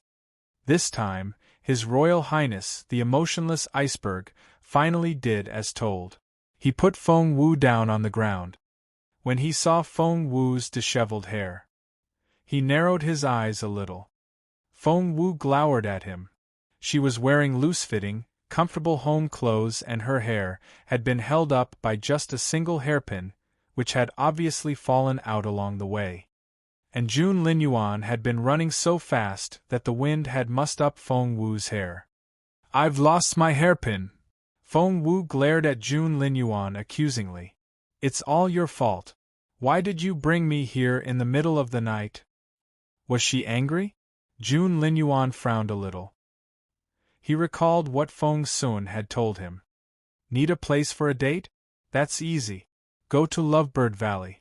You can talk about poems and life under the stars and the moon, and watch the sunrise together. So, Feng Sun had offered a really bad idea, hadn't he? The frown on Jun Linyuan's face grew bigger. Jun Linyuan pursed his lips and made a mental note that he would have a long chat with Feng Sun after he went back. "You don't know why you're here?" Jun Linyuan smirked. "I brought you here so that you wouldn't hang out with that Yuminji." That reminded Feng Wu, and she prompted Jun Linyuan. "It's about time. Aren't the two of you going to duel on Imperial Capital Tower? Go ahead." Jun Linyuan snapped. "What duel? He can cool his head on that tower tonight." Feng Wu was dumbfounded. At the same time, up in Imperial Capital Tower, Yuminji had arrived at the scene early. It was a duel with Jun Linyuan and he had to prepare. Yuminji had left Feng Manor in a hurry to consult his 3 elders. Elder 3 snorted. "Imperial Capital Tower? His Royal Highness is too confident in himself." "How so?" Yuminji asked in a hurry. Elder 3 lowered his voice and laid out his plan. Yuminji's eyes sparkled. "Great. That's a great idea. Ho ho, Jun Linyuan, you're not leaving that tower alive tonight. Hence, the four of them started preparations. They set up lead wires on Imperial Capital Tower, so that when the time came, they could attract a thunderbolt, burning Jun Linyuan to a crisp. At the thought of that fair-skinned Jun Linyuan turning into crispy bacon, Yuminji couldn't help but guffaw. Once they were done with preparations, he stood on Imperial Capital Tower in the cold night wind. And it was really cold. In order not to raise any sort of alarm, the three elders retreated to make sure that Yuminji was the only person within a 50 kilometers radius. Imperial Capital Tower was about 1,000 meters high. Chapter 578 Under the Moonlit Sky? Chapter 578 Under the Moonlit Sky. There was nothing to shield one from the chilly wind-up on Imperial Capital Tower. SSSS. Yuminji shivered in the cold. Up on the top floor, he looked into the distance and saw that it was pitch dark in the Imperial capital. The silver moon was behind thick clouds, revealing not a single trace of light. All the lights were out in the city down below. There wasn't a soul around and the wind was blowing. It was miserable for Yuminji, staying up there. 15 minutes passed. An hour. 2 hours. Yuminji sat there with his arms around himself and trembled. But he was on the alert. After that last incident in northern border city where Jun Linyuan had stepped on his head, Yuminji had learned his lesson. Despite shivering from head to toe in the chilly wind, he still looked around cautiously, fearing that Jun Linyuan might jump out of some dark corner and kick him down the tower. He could mistake every bush and tree for an enemy at the moment. At the same time, Lovebird Valley, Jun Linyuan was staring at Feng Wu unblinkingly. Feng Wu didn't know what to do with him. Are you sure you can stand Yuminji up just like that? Jun Linyuan smirked. You care about him a lot, don't you? Feng Wu was speechless. The guy could distort everything that came out of her mouth, and Feng Wu was exhausted. I want to go back. No. Jun Linyuan then dragged Feng Wu to a giant rock and made her sit down. Feng Wu said, I have an exam to take tomorrow. Can't you just let me go? God knew how hard Feng Wu had worked for that exam. To memorize those 1,000 books and read those 10,000 books, she had barely slept in the past 7 days. She almost didn't have time to eat and could only grab a bite while she was still reading. There were dark circles under Feng Wu's eyes. Jun Linyuan fixed his gaze on those circles. When was the last time she slept? Did she have to work that hard? Read more chapter on Novelful. He was even angrier when he recalled that Yuminji was taking the exam as well. If you want to take the exam so much, get the top score then. He wanted to say something caring, but the words which came out were cold and relentless. Feng Wu glowered at Jun Linyuan. You know what? You have to get full marks. Feng Wu glowered at Jun Linyuan. In both the written exam and the physical tryout. Otherwise, say goodbye to your broken star piece. Jun Linyuan smirked. You're friends with Yuminji, right? Get a higher score than him, and we'll see how friendly the two of you can be. Feng Wu said, Jun Linyuan, are you kidding me? Jun Linyuan looked back at her. Since when do I make jokes? Feng Wu clenched her fists so tightly that her knuckles cracked. That was outrageous. Feng Wu took one deep breath after another, but still couldn't control her rage. She turned to leave. Leave now and you won't make it to the exam tomorrow?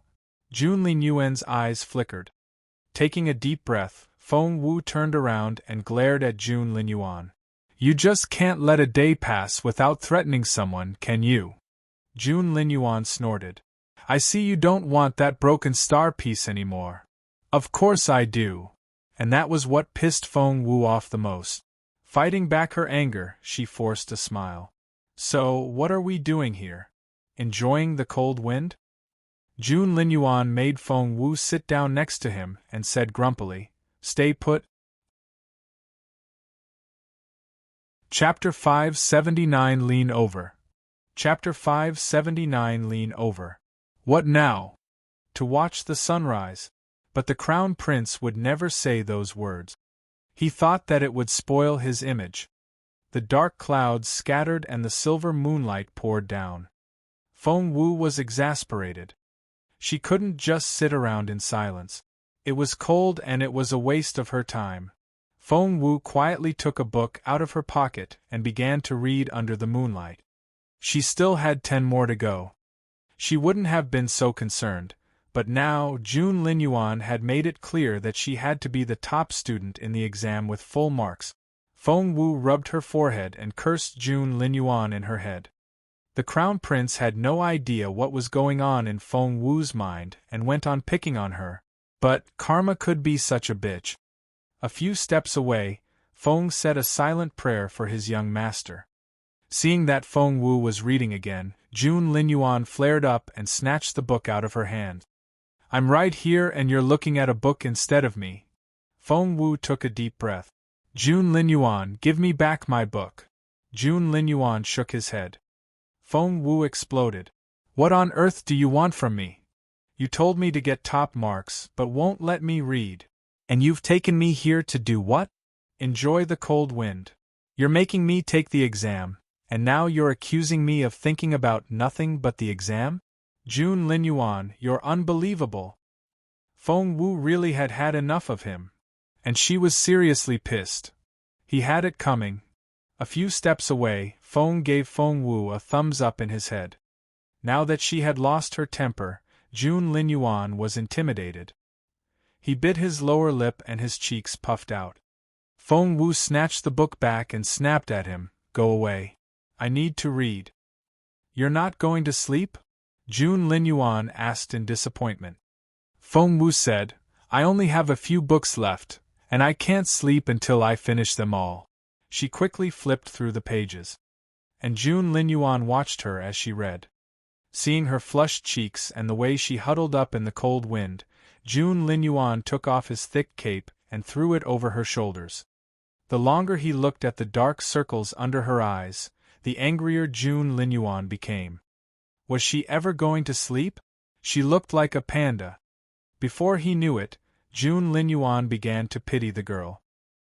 He opened his mouth and tried to tell her that she didn't have to be the top student or get full marks, but the proud Crown Prince couldn't bring himself to say those words.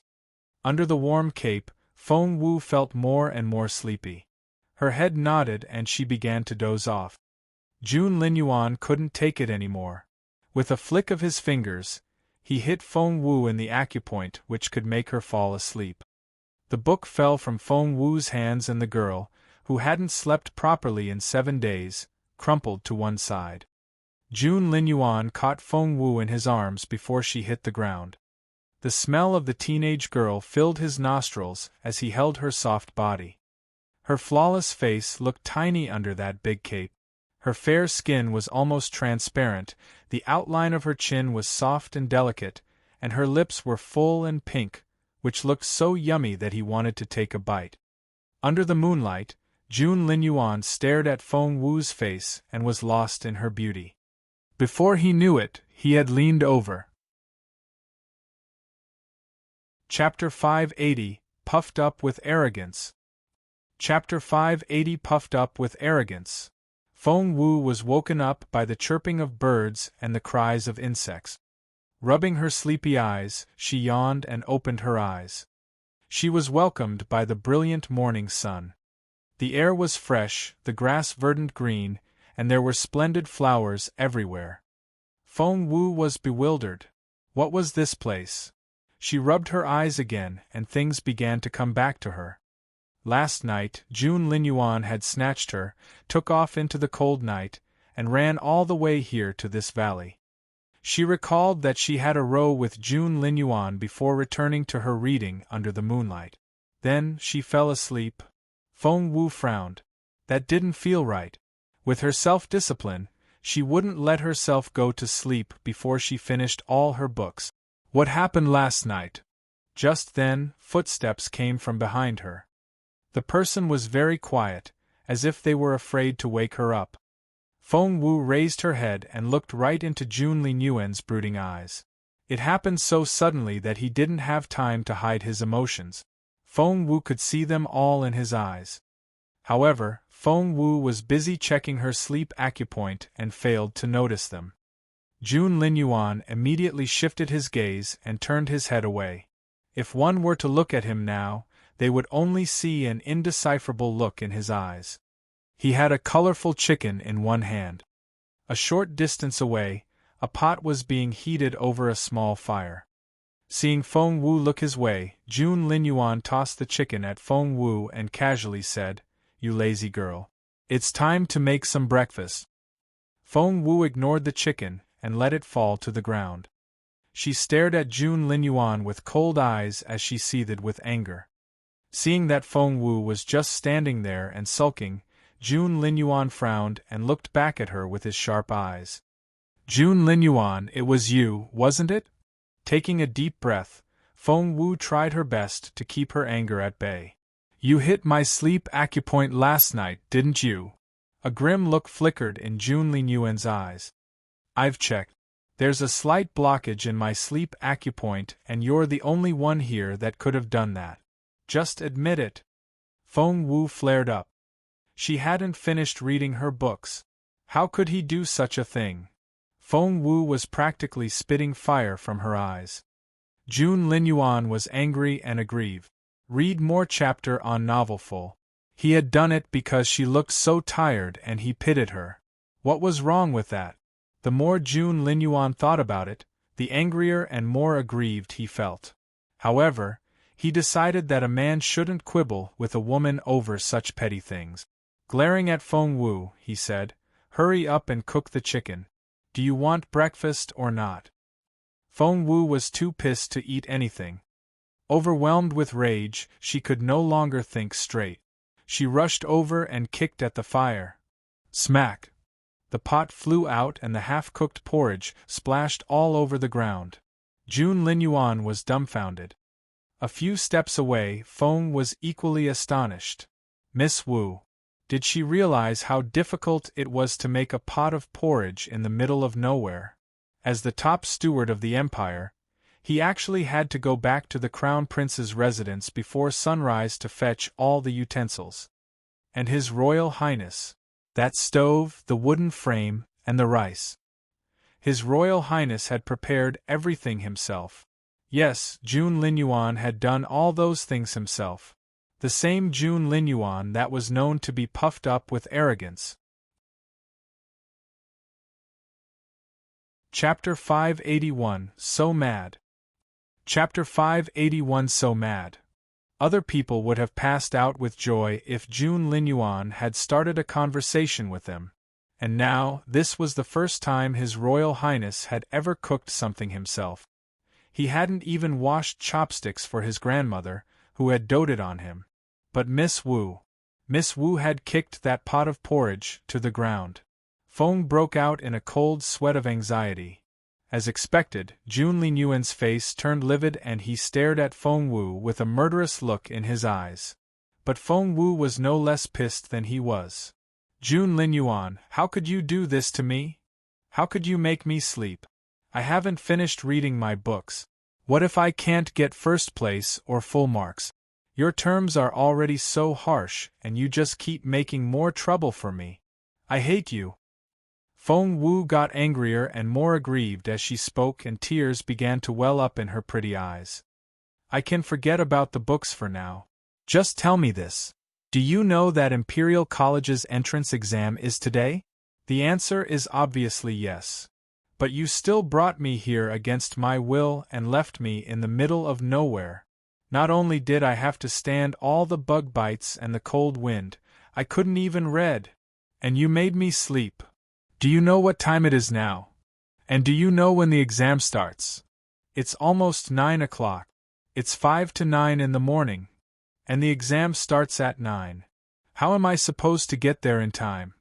The exam will probably be over when I get there. Jun Linyuan, you're the worst." Feng Wu was so mad and so aggrieved that she couldn't keep her tears back anymore. She turned to leave without giving Jun Linyuan any chance to explain himself. Jun Linyuan was astonished. He still stood there dazed after Feng Wu was gone. Your Royal Highness! Seeing Jun Linyuan's livid face, Feng quietly went up to his master. Jun Linyuan took a deep breath, but still couldn't hold back his anger. He kicked a giant oval rock. Rumble!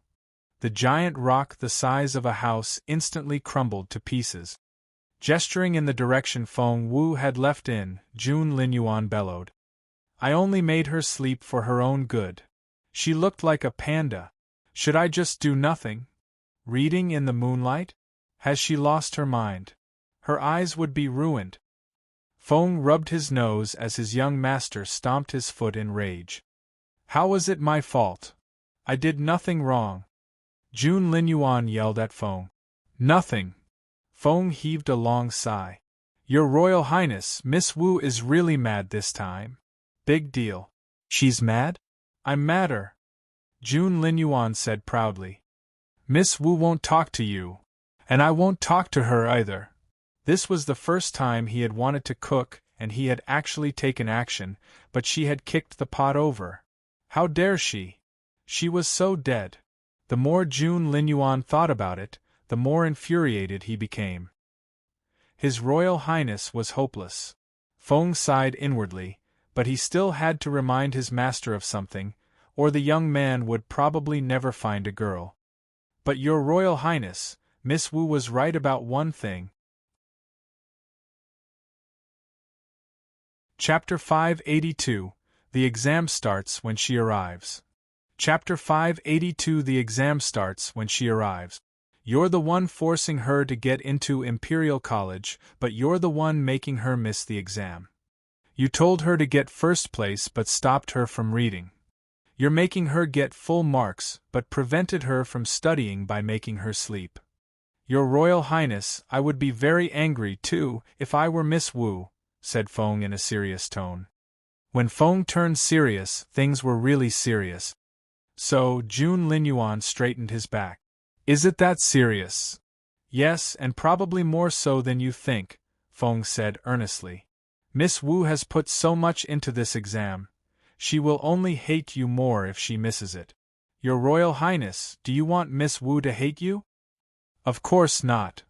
But did that mean he was going to swallow that reprimand? Of course Jun Linyuan wouldn't have it. Feng said, Your Royal Highness, accounts can always be settled afterward. The priority now is the exam. Things should be taken care of in order of their importance and urgency. Feng had a point. Jun Linyuan rolled his eyes at Feng. Use your head. If she's running late, postpone the exam. Feng said, All right, to what time? Jun Linyuan rolled his eyes again. The exam will start when she arrives. Any questions? Feng gave his young master a strange look. If he cared about her so much, why did he have to be so mean when she was around and keep picking on her? Your Royal Highness, girls should be treated gently. Feng tried to talk sense into the Crown Prince. Jun Linyuan shifted his cold gaze to Feng and was back to his proud self again. Gently? She wishes. Feng almost burst out laughing, but he managed to keep his face unperturbed. Jun Linyuan snorted. She's not to be told about this. You'll have me to answer to if she knows I did this. Feng was speechless. Talk about doing exactly the opposite. Your Royal Highness, you're the perfect example. Feng was exhausted inside out. Not only did he have to arrange a secret escort to keep Feng Wu safe on her way back, he had to come up with a good excuse to delay the exam. Feng Wu had no idea of any of that, nor did she know about the conversation between Jun Linyuan and Feng. After storming off, she rushed all the way down the mountain and was dumbfounded. Which way was the city? Was she supposed to run all the way back? It was 9 o'clock already and the exam started at 9. Would she get there in time? Feng Wu searched her memory and recalled that it had taken Jun Linyuan almost an hour to arrive here last night. Feng Wu! It would be noon by the time she got back to the imperial capital. At that moment, Feng Wu was seriously considering murdering Jun Linyuan. She was overwhelmed by despair when, clip-clop, clip-clop, she heard the sound of a horse coming her way from behind. Feng Wu turned around and her eyes lit up. Is that a galloping horse? The fastest horse ever? Feng Wu looked up at the rider and saw a teenager with fine features.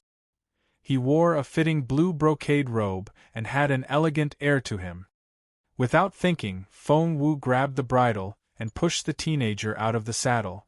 What? The elegant teenager had been arrested by Feng Wu's beautiful face as soon as he spotted her, and he was thinking. Chapter 583 Feng Wu the Robber. Chapter 583 Feng Wu the Robber. The nice-looking teenager had been reciting a poem about how the girl was so beautiful she was beyond description. However, the next moment, that genteel girl who looked softer and slimmer than a willow branch. She jumped up, kicked him out of the saddle, and robbed him of his horse. Not only that, she also tossed a spiritual stone onto his chest, as if she was sending a beggar away. I'll take it. After that, with a clatter of hooves, the girl disappeared into the distance with the horse. The teenager was speechless.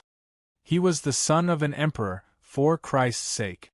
Spirit stones were the least of his concern. Feng Wu had no idea that she had just forced her offer on a royal prince. All she could think of was getting to Imperial College ASAP. The exam, the exam, the exam. Feng Wu was worried sick. After all the hard work and all the books she had read and recited, if her chance was ruined because she was late to the exam, she didn't think she would be able to take it. Higher, faster, faster, faster. Blood rumbled in Feng Wu's ears and the wind grazed her cheeks like blades. All she could think of now was whether she could still go in when she arrived late. Chaoga should have gone in already, right? While Jun Linyuan was giving Feng Wu a hard time, Yuminji had a rough night as well. He spent the whole night shivering on Imperial Capital Tower, jumping at every little noise. A wolf howled in the middle of the night and he thought it was Jun Linyuan coming. He almost jumped off the tower in fright. In the end, he was so cold that he had to catch the wolf, skin it, and turn it into a stew. However, he ate until the day broke and Jun Linyuan still didn't show up.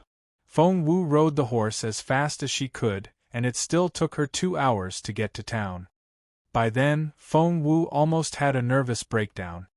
It was a 2-hour ride, which meant that it was 11 o'clock already. The exam would have finished by now. Feng Wu heaved a long sigh, but she wouldn't give up just yet and still rushed to Imperial College as soon as she could manage. However, she was astonished when she arrived at the square outside the college. What? That wasn't right. Why were there so many people? A lot of parents were here, but there were teenagers as well, who looked like exam candidates. Read more chapter on Novelful. Jumping off the horse, Feng Wu grabbed the first person she saw and asked, "Has the exam started yet?" The person she asked was a teenager with delicate features. He was dazed by Feng Wu's beauty when he saw her face. Involuntarily, he blushed and lowered his gaze. However, he then spotted Feng Wu's fluffy pajamas and her fluffy slippers. He raised his head in astonishment and looked at her strangely. "Answer me. Has the exam started yet?" Feng Wu glared at him. "Oh, right," the teenager came back to himself and replied. "No, it hasn't. How come?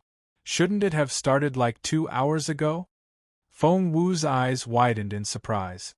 In that moment, all her anxiety was gone, turning into curiosity instead. Before the teenager could answer, a teenage girl moved closer and said, "Right? It should have started a long time ago, but the exam got postponed." Chapter 584 It's all because of you. Chapter 584 It's all because of you. When will the exam resume then? Feng Wu was thrilled. Holy crap! Someone up there must really like her. Otherwise, why would such a thing happen? She was late and so was the exam? Ha ha ha ha. In that moment, Feng Wu was so excited that she wanted to guffaw. It had to be the luckiest day of her life. We have no idea. The girl was very enthusiastic and seemed to make friends quickly. She added, "We don't know if the exam will resume today. We may have to come back tomorrow. By the way, do you know why the exam was postponed?" The girl moved closer, lowered her voice, and blinked at Feng Wu. "Why?" Feng Wu asked curiously. "I heard that it was because Mr. Liu was assassinated," the girl whispered. The boy shook his head. "How does that have anything to do with our exam?" "Who knows? No one has told us anything, anyway, nor do we know when the exam will start." The girl frowned, then her eyes lit up. "Hey, what are your names?" "I'm Yi Qing. Nice to meet you." "I'm Zhao Shu," said the boy quietly. "Feng Wu," said Feng Wu. It had been 5 years since Feng Wu enjoyed her fame, so that name didn't raise an alarm. Yi Qing grinned. "Feng Wu? Where have I heard that name before? Right, there was this golden girl who had that name as well. Guess what? I used to live in her shadow when I was little." "Did you?" Feng Wu rubbed her nose. Zhao Shu and Yi Qing both had something to say on the matter. Zhao Shu sighed. "That's right. Back then, Feng Wu meant so much. All the boys used to stand in His Royal Highness's shadow, and all the girls in Feng Wu's." Yi Qing nodded. "I really liked Feng Wu and I can't stop wondering what happened to her. Come to think of it, those people out there are so awful. Feng Wu has to be the one who suffered the most from losing her ability. She was the victim, for God's sake. But the only thing those people did was add insult to injury and scoff at her. Shame on them." Zhao Shu said, "But didn't they say that Feng Wu crippled herself because she got greedy in her cultivation?" Yi Qing snorted. "And you believe that? Plus, so what if she lost her ability because she tried to move past her limit? Everyone wants to become better and stronger. Since when was that a crime?" Zhao Shu rubbed his nose. "I didn't say she did anything wrong." Since the exam hadn't started, Feng Wu found a corner to take off her pajamas and change into a simple pale blue outfit instead. She wandered around, looking for Chowga, but the latter was nowhere to be seen. She was sure that Chowga had to be looking for her as well. At that moment, outside the gate of Imperial College, Mr. Liu's stately figure showed up in front of everyone.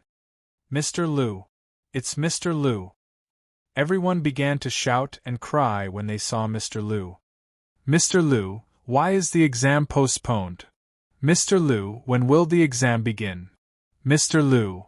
The crowd kept pushing forward and the slim Feng Wu ended up at the front. Chapter 585 The Exam Starts Now. Chapter 585 The Exam Starts Now. Someone bumped into Feng Wu and almost pushed her out of the line. Mr. Liu noticed Feng Wu when he turned to look that way. He heaved a sigh of relief when he recognized her. And the look he gave her was full of grievance. Before, he actually had no idea when to start the exam, but as soon as he spotted Feng Wu, Mr. Liu knew that he could make the announcement now. He gave Feng Wu another aggrieved and accusing look, which gave Feng Wu the creep. "What was that about?" Mr. Liu waved his hand. "We can proceed with the exam now. Line up for inspection. The exam starts in an hour." He turned to leave after another wave of his hand. What a day! Now, he had to go to court to explain everything to His Majesty. Delaying the national exam was too big a deal even for the head of Imperial College to do without a good reason. At that thought, Mr. Liu gave Feng Wu an aggrieved look for the 3rd time today. Feng Wu didn't say anything. That felt so weird. "Duan Chowga, why are you here?" There came a shrill voice. Feng Wu was looking for Chowga herself. Hearing that voice, she immediately rushed in that direction. In the center of the crowd, holding 2 sets of stationery in her hands, Chowga was glaring at someone opposite her. And they were people Feng Wu had met recently. Chaoga's two elder half-sisters Duan Chaoyin and Duan Chaoyue. 7 days ago, Duan Chaoga was taken and Duan Chaoyin and Duan Chaoyue got beaten up. That day, the two sisters stopped their father from looking for Chaoga. That was to say, the Duan family abandoned Duan Chaoga. The two sisters were certain that Duan Chaoga would die a miserable death after being snatched. Little did they expect her to show up here. "Wh, why are you here? Shouldn't you be dead by now?" Duan Chaoyin frowned and stared at Chaoga contemptuously. Chaoga smirked. "You really want me dead, don't you? Well, you're not getting what you want. You'll have to die first." "How dare you talk to your big sister like that?" "My big sister wants me dead. I've got even worse things to say." Chaoga snorted. Duan Chaoyin was furious. What had happened to Chaoga? She used to be such a dumb girl and never talked back. All she did was try to fight back physically, but she wasn't their match and would always end up miserable. But now... Chaoga! Just then, Feng Wu arrived at Chaoga's side. Hearing that voice, Chaoga turned around and spotted Feng Wu. She was over the moon. "Xiao Wu! Xiao Wu!" Chaoga jumped at Feng Wu and flung her arms around the latter. "Xiao Wu, you're finally back." Sob. "I woke up this morning to find the window open, but you were nowhere to be seen. I was so worried." "Are you here alone?" "No, everyone is here and they're out looking for you. Uncle Chiu said that I would be late for the exam if we waited for you at home, so we all came here to look for you." "You're really here, Sob?" Chaoga was so glib and quick to react when Duan Chaoyin and Duan Chaoyue gave her attitude, but she was almost in tears when she finally saw Feng Wu. Her biggest fear was finally gone. "Silly girl." Feng Wu rubbed her head. Just then, they heard a contemptuous voice. "Xiao Wu? As in Feng Wu?" Duan Chaoyin snickered. She then scrutinized Feng Wu with a smirk on her face. Chapter 586, Kneel and Apologize. Chapter 586, Kneel and Apologize. Feng Wu had no intention of talking to them. Taking Chaoga's hand, she was going to leave, but... "So, you're Feng Wu?" Duan Chaoyin said loudly. Going up to Feng Wu and walking around her, Duan Chaoyin smacked her lip. "You really are as pretty as they say. Good job." Feng Wu considered the two sisters a joke, and she was going to lead Chaoga out of the crowd. It would be a waste of her life to talk to them.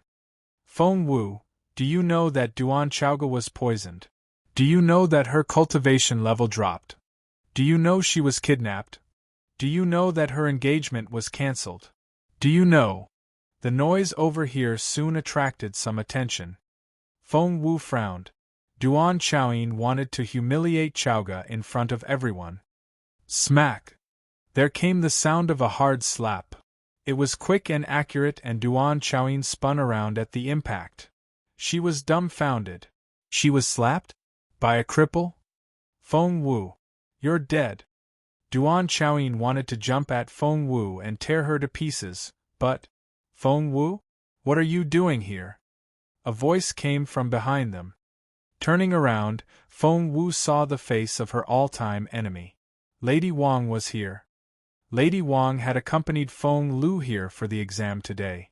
She was drawn over by the hubbub of voices, but she spotted Feng Wu among the crowd. She frowned and gave Feng Wu a dangerous look. Read more chapter on novel full. The Duan family recognized Lady Wang. Duan Chaoyin's mother was actually quite familiar with Lady Wang, for they would often meet at social events. Mrs. Duan pointed at Feng Wu in fury and said to Lady Wang, "Is she that Feng Wu from your family? What kind of upbringing did she have? How could she hit another person in public? Is that how the Feng clan teaches their children? Give me an explanation or I'll never let this drop." The exam was about to start and many people were here. The place was packed. Around them, all eyes were on Feng Wu now. Lady Wang's face darkened. She glared at Feng Wu and took a deep breath. "Why are you here? This isn't the right place for you." Feng Lu's eyes went bloodshot red when she saw Feng Wu. The look in her eyes was as cold as ice. Feng Wu, I feel so ashamed to share the same surname with you. Immediately, many scoffed at Feng Wu. A girl next to Feng Lu tugged at her sleeve and whispered, Feng Lu, isn't she here to see you off? Feng Lu smirked. See me off? You think too highly of my sister here. She hates me so much. Why would she do that? What's she doing here, then? How should I know? To admire us for being able to apply for Imperial College, probably. After all, she's a cripple with no spiritual essence at all. Feng Lu shrugged. The onlookers all smirked at Feng Wu. The look on Lady Wang's face turned grimmer, and she bellowed at Feng Wu, You shouldn't be here. You're not qualified for the exam, and you'll only bring shame to the family. Get lost. Now. Mrs. Duan snorted. Really? Get lost? Did my Chowing just get hit for nothing? Mrs. Duan, how do you want this to be handled, then? Lady Wang took a deep breath. She felt so humiliated in front of so many people, and she wanted this to go away ASAP. Chapter 587, Ha ha ha ha. Chapter 587, Ha ha ha ha. She must kneel and apologize. Mrs. Duan was anything but forgiving, and she demanded that Feng Wu get down on her knees. Chowga smirked. Forget about the apology already. And kneel? Who the hell do you think you are? Duan Chowga. Duan Chowin and Duan Chowga bellowed in unison. They never knew that Duan Chowga could be this daring. Oh my, what's going on? Why is everyone here? This looks fun. A pretentious, cloying voice came from a short distance away. And everyone turned to look. Isn't that Princess Mu? It was indeed Mu Yaoyao, the daughter of the Mu mansion. Wow, it's Princess Mu. Grand Secretary Feng's granddaughter. Grand Secretary Feng is one of the 7 members of the Education Board. Although he didn't design the questions this time, he's done so a few times in the past. So, Princess Mu has an advantage this time, right? Many eyed Mu Yaoyao expectantly, as if wanting to pry her head open to have a look inside. Some even called out, Princess Mu, do you know what we're going to be tested on? Mu Yaoyao rolled her eyes grumpily. She didn't like that question at all. She had thought that Grand Secretary Feng being her grandfather, she was sure to get in. All she needed was a little hint from the old man. However, to her utmost surprise, Grand Secretary Feng wasn't her grandfather at all. Well, at least he was her granduncle, wasn't he? However, the old man wouldn't tell her anything, let alone the actual exam questions, while the others just assumed that she knew everything. Mu Yaoyao had come to the exam in a foul mood. When she heard that Feng Wu was getting laughed at here, she came as soon as she could. Why, isn't it Feng Wu, the once genius of the Feng family and a useless piece of shit now? Why do you have to come here on such a joyful day? You're only bringing humiliation to yourself, you know? Mu Yaoyao grinned at Feng Wu and gave the latter a contemptuous look. Seeing that Mu Yaoyao was rather hostile to Feng Wu, both the Duan and Feng families let out a breath of relief. Before Feng Wu could say anything, a voice came from the front of the crowd. All candidates, stand in a line on the left, and all family members should make their way to the back. Now. The inspection was going to start now. However, to everyone's surprise, Feng Wu and Chowga went to join the line as well. Mu Yaoyao grabbed Chowga right away. Hey, you two. Get back there. This is where the candidates line up. Feng Wu was a cripple and Chowga a fool. There was no way that they were candidates. Mu Yaoyao made sure that her voice was loud enough for everyone to hear. Many looked back and smirked at Feng Wu and Chowga. Feng Wu kept her composure and remained unperturbed. Chowga, on the other hand, couldn't take it anymore. She yelled, Why should we? We're here to take the exam. Mu Yaoyao guffawed. So did Duan Chowin. And Feng Lu. And everyone else. Anyone who had the tiniest amount of cultivation could tell that Feng Wu had no spiritual essence. She was just a commoner. Take the entrance exam of Imperial College? She had to be joking. Mu Yaoyao pressed her hands to her stomach and laughed until she was in tears. Oh God! Seriously, Feng Wu, can you be any more ridiculous? You? Imperial College? Ha ha ha ha. Chapter 588, How Bold of You to Stay. Chapter 588, How Bold of You to Stay. Feng Lu was also laughing so hard that she was in tears. Oh God, that has to be the funniest thing I've ever heard. Ha ha ha ha. Feng Wu is going to Imperial College? Ha ha ha ha. Duan Chaoyue and Duan Chaoyin were also cracking up. There's no way that Chaoga is qualified to take the exam. Do you know how much her cultivation level dropped by? She's only a level 6 now. The prerequisite for the entrance exam was level 9. Why are these people so annoying? Zhao Shu and Yi Qing, who were slightly further ahead, turned around at the noise. They then saw those people laughing at Feng Wu. Yi Qing sighed. I didn't know that she was that Feng Wu. After 5 years, she's... But even if that's the case, they shouldn't laugh at her like that. The queue was moving forward at a quick pace. One would show their exam permit for inspection. Once it was verified and the candidate was cleared of any cheating materials, they were given permission to go in. Feng Wu and Chaoga were in the same line and the inspector worked efficiently. In less than 15 minutes, it was their turn. By then, Mu Yaoyao had almost given herself cramps from all the laughing. Ha ha ha, Feng Wu, how bold of you, staying in that line just to save face. There were 2 lines in total. Mu Yaoyao had deliberately stayed by Feng Wu's side and kept taunting the latter as they moved forward. However, Feng Wu didn't even look at her during the process. It was as if Mu Yaoyao didn't exist. But Mu Yaoyao wouldn't let it drop. Feng Wu had endured everything so that she could get back at them when the time was right. At the same time, Lovebird Valley. Once Feng had taken care of everything as the Crown Prince commanded, he went back to his young master. Your Royal Highness, it's been taken care of.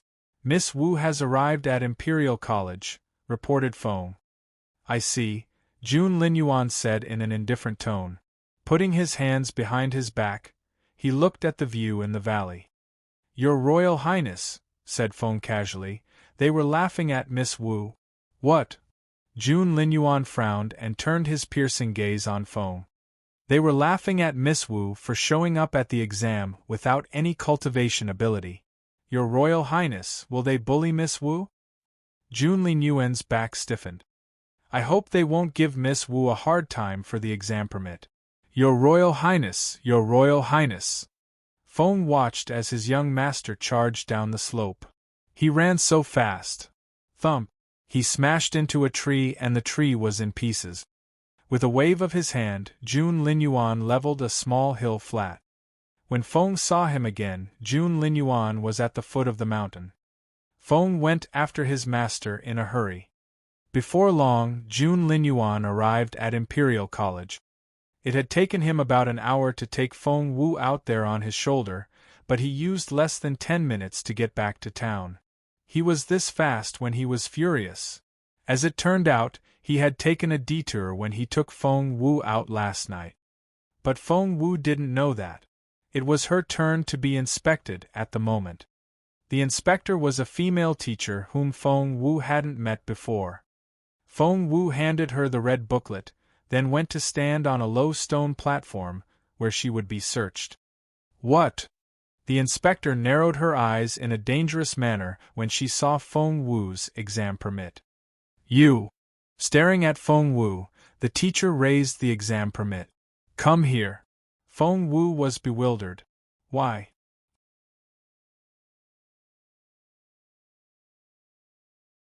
Chapter 589 Banned from Imperial College for Life? Chapter 589 Banned from Imperial College for Life. Why? The teacher smirked. Do you not know why I told you to step down from there? I don't. Feng Wu looked innocently confused. By then, they had attracted everyone's attention. You don't know? You forged an exam permit. Stop telling me you don't know in that innocent voice. The teacher's face was livid. Immediately, everyone behind Feng Wu cried out in surprise. Forge an exam permit. No kidding? Is that even doable? That's so bold of her. Forging an exam permit? Looking at Feng Wu, Mu Yaoyao laughed until she was in tears. Ha ha ha ha ha ha ha ha, Feng Wu, that's why you dared to join the line. You forged an exam permit, ha ha ha ha. Instantly, all eyes were on the red booklet in the teacher's hand. The teacher cast a stern look at Feng Wu, then turned to Chaoga. Your exam permit, please. Chaoga handed the teacher her exam permit. Another red booklet. The teacher was furious. You two are in it together, aren't you? How dare you? The teacher thought that her head was going to explode with fury. Ha ha ha ha. Both Duan Chaoyue and Duan Chaoyin guffawed. They knew it. There was no way that Duan Chaoga would qualify to take the exam. That girl was a fool. That's it. The two of them forged their exam permits together. That's why they've been sticking with each other. They're in this silly scam together. What were they thinking? If they had to forge one, why didn't they make it green? How can they be so stupid? Mrs. Duan gave Lady Wang a taunting look. I see that's how the Feng clan teaches their daughters. That's an eye-opener. Lady Wang was infuriated. That Feng Wu was bringing shame down on the entire clan. Where are their parents? Quickly, take these two students away. The teacher exchanged looks with Mu Yaoyao when no one was looking and raised her voice in an arrogant manner. They're banned from applying to Imperial College for life. Wow! Everyone cried out in surprise. Isn't that a bit too much? Banned for life? Their futures will be ruined. Future recruits for the political and military circles were almost all graduates of Imperial College. The teacher smirked. Too much? It's all there in the school regulations, rule number 53. I'm only enforcing the regulations. She then added, let me have a look at the names. Feng Wu of the Feng clan and Duan Chaoga of the Duan family, is it? Where are the people of the Feng and Duan families? Take them back now. Stop humiliating yourselves here.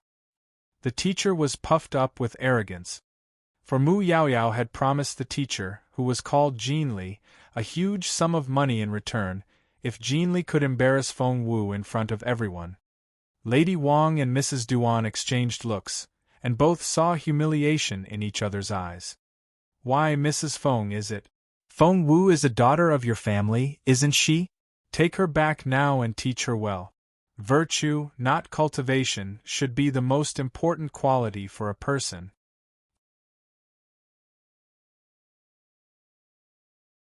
Chapter 590, Oh God! What is happening? Chapter 590 Oh God! What is happening? Lady Wang was seriously considering killing Feng Wu there and then. Oh my, isn't it Mrs. Duan? Duan Chaoga is your daughter, right? She's the daughter of my husband's concubine. Mrs. Duan could barely keep her smile on.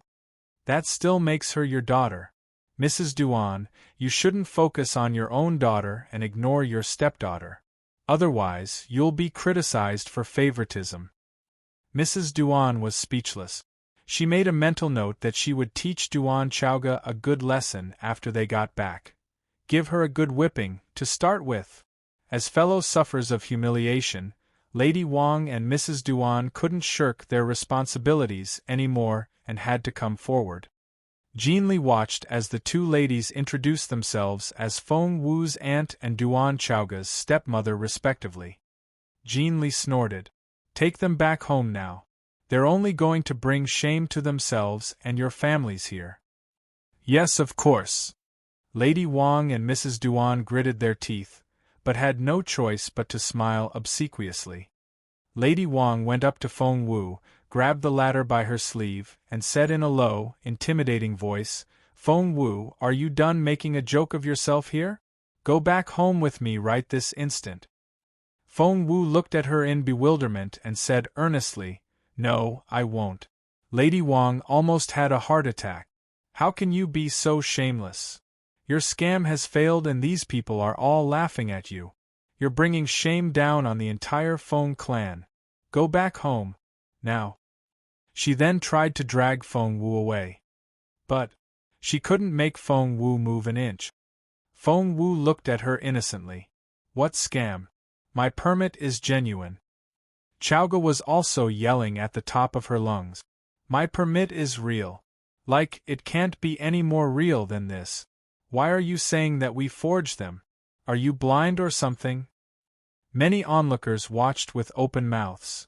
Mu Yaoyao herself was cracking up. Ha ha ha ha, I've never met someone as shameless as you two. Your scam has already failed and you're still sticking to your lie. That's just ha ha ha ha. At Mu Yaoyao's words, many followed suit and began to laugh as well. Jean Lin's face was livid.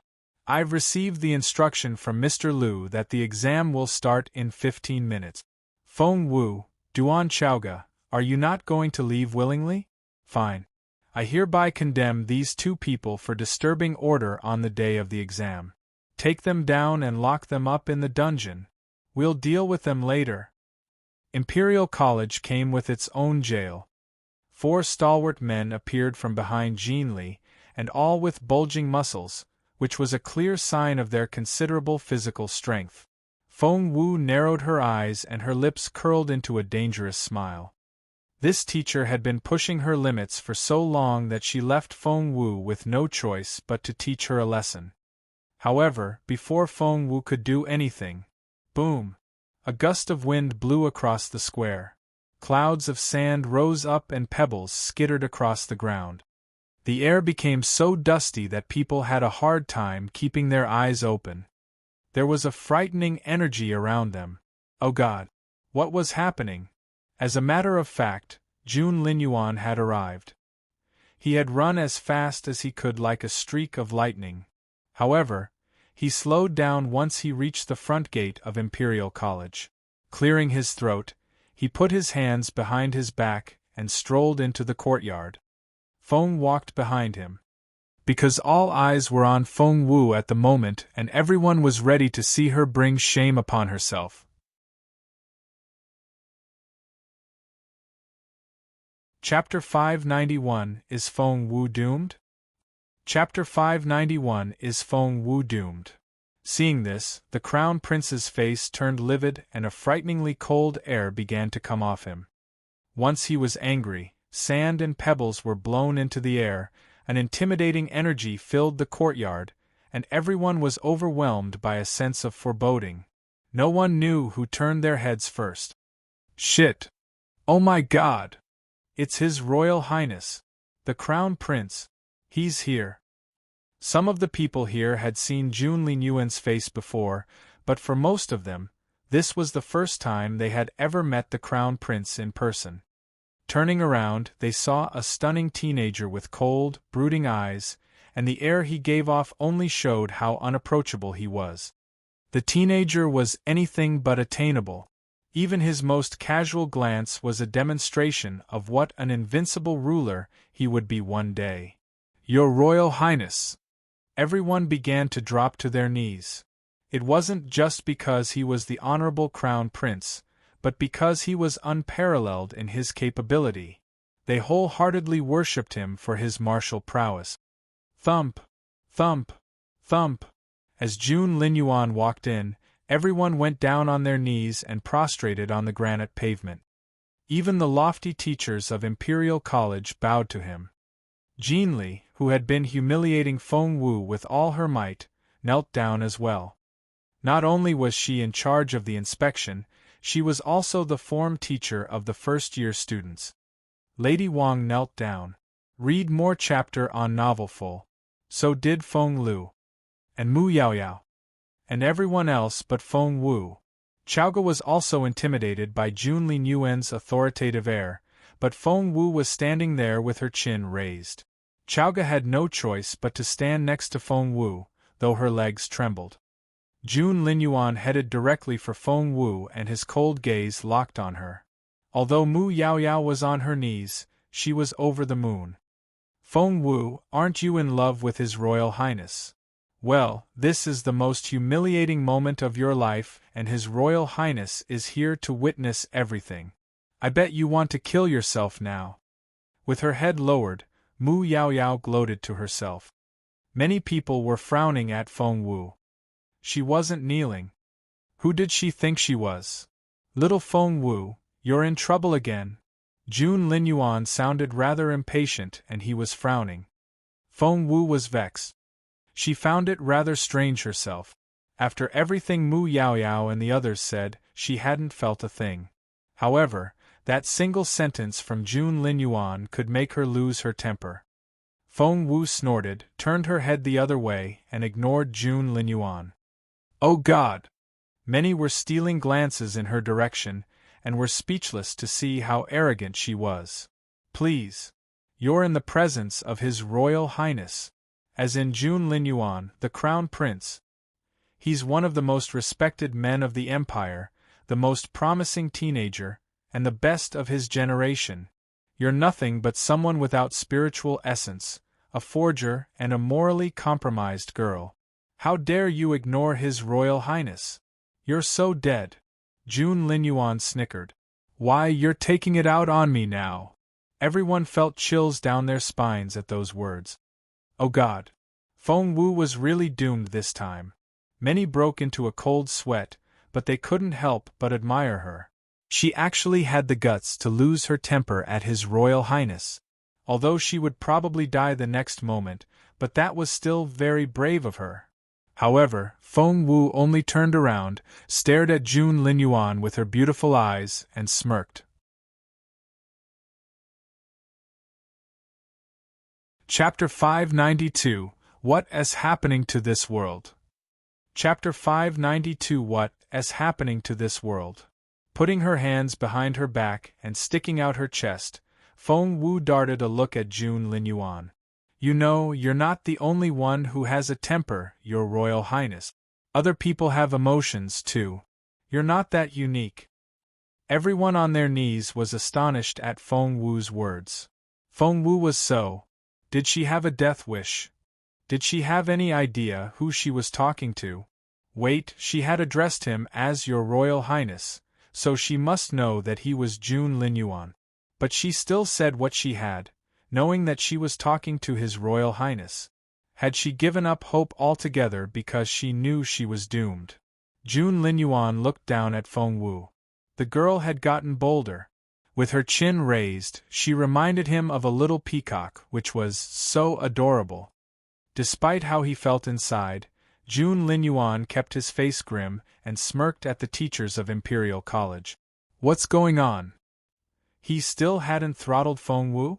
Well, it would happen soon enough. Kneeling on the ground, Jean Li was gloating inwardly, but she kept a straight face. Your Royal Highness, this girl is called Feng Wu and she's a cripple with no spiritual essence. However, she forged an exam permit and tried to sneak into the exam room. I caught her in action. Forging the exam permit for Imperial College is a heinous crime. She has to be punished as a warning to others. Jean Li smiled maliciously. What do you think the proper punishment is, then? Jun Linyuan shifted his brooding gaze to Jean Li. His Royal Highness was speaking to her. Jean Li was so excited that even her voice trembled. She suddenly recalled something. His Royal Highness had been engaged to Feng Wu once. Although the engagement was called off, their names had still been mentioned together. Thus, His Royal Highness must hate Feng Wu so much for putting Jean Li in such a predicament. At that thought, Jean Li glanced at Mu Yaoyao, who nodded back at her. That gave Jean Li the support she needed. She said loudly, I think a death penalty is the most appropriate. That shocked everyone. Death penalty? Wasn't that a bit too much? Lady Wang and the others were thrilled at that statement. The death penalty? Ah. Was Feng Wu really going to be killed to set an example? If Feng Wu was dead, Lady Wang had never felt so satisfied. That would be wonderful. Standing next to Jun Linyuan, Feng was speechless when he looked at the crowd, as if they were the biggest idiots in the world. Death penalty? You people must have lost your minds. Just then. Wait! Mr. Liu, who had just gotten wind of the news, hurried into the courtyard. After taking in the situation, he was utterly befuddled. He stared at Jean Li. What did you just say? Seeing Mr. Liu, Jean Li said in a hurry, Feng Wu should receive the death penalty for her crime. Mr. Liu didn't know what to say. Before he could ask, Jean Li began to tell him what happened. Mr. Liu was even more bemused. You're saying that little Feng Wu's exam permit is fake? Mr. Liu cried out in surprise and looked at the young teacher strangely. Yes, sir. Jean Li had no idea what a fool she was making of herself, and she actually handed Feng Wu's and Chaoga's exam permits to Mr. Liu. She even mumbled, "That's a terrible replica, anyway. You can tell that it's fake at first glance." Mr. Liu didn't know what to say. Chapter 593, How Terrifying! Chapter 593, How Terrifying! As if she hadn't said enough, Jean Li went on telling Feng Wu off. Sir, this Feng Wu girl is so arrogant. She was very disrespectful toward His Royal Highness. Mr. Liu didn't know what to say. He looked at Feng Wu and His Royal Highness in turn. The principal of Imperial College was anything but dumb. Mr. Liu had long seen through everything. He began to suspect it when His Royal Highness picked on Feng Wu, but Feng Wu was able to turn things around after a single visit to the Crown Prince's residence. Then, this morning, this national exam had been postponed for Feng Wu. When he asked what happened and when the exam could begin, what did Feng tell him? Don't ask. As for when to start, well, it'll start when Miss Wu gets here.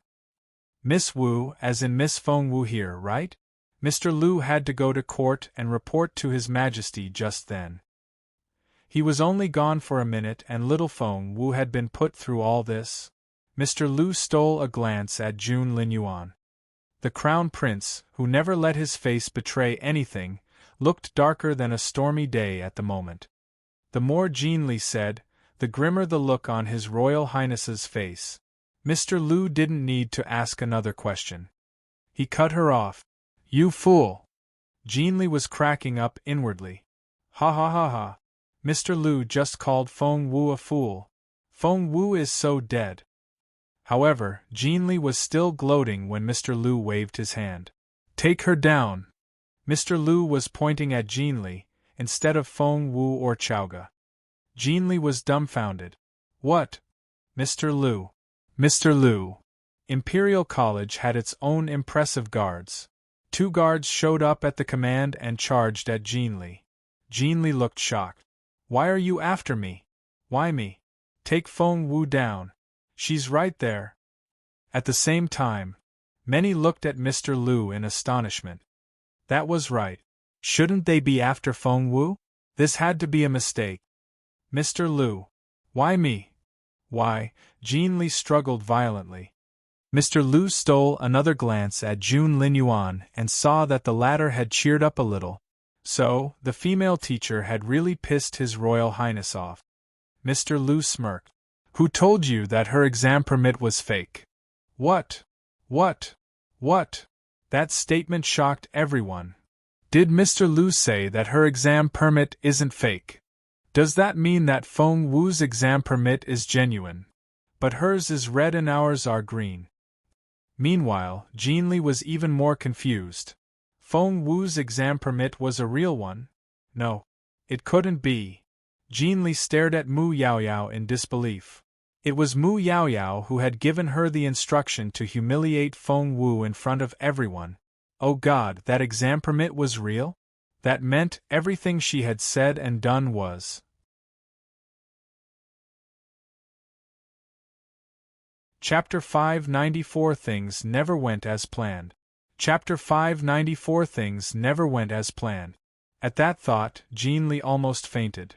She wasn't the only one shocked. Feng Liu, Lady Wang, Mrs. Duan Chaoyue, Duan Chaoyin and many others were all watching what was happening in disbelief. That exam permit was legit? Feng Wu really had an exam permit? No, it can't be. How can she have one? She has no spiritual essence at all. She's just a cryptash. An idea came to Jean Li all of a sudden. She remembered the exemption rule of Imperial College. She got recommendations from 3 members of the Education Board. That reminded everyone else. That was right. If that exam permit was authentic, that was the only possibility. But it can't be. Feng Wu is useless. How could she have persuaded 3 elders? I don't believe it. Oh God, it just occurred to me. That exemption indeed comes with a red exam permit. No way. Is Feng Wu that well connected? Maybe the bosses still see some hope in her and think that she can get her abilities back with a little push. You know what? So what if Feng Wu has a real exam permit? Does she have spiritual essence? You're so right. Seeing that His Royal Highness was losing his patience, Mr. Liu waved at the teachers.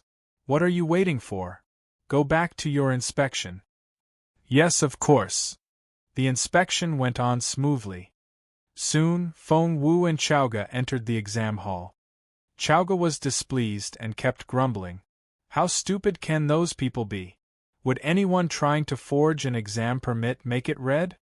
Feng Wu chuckled. What are you mumbling about there?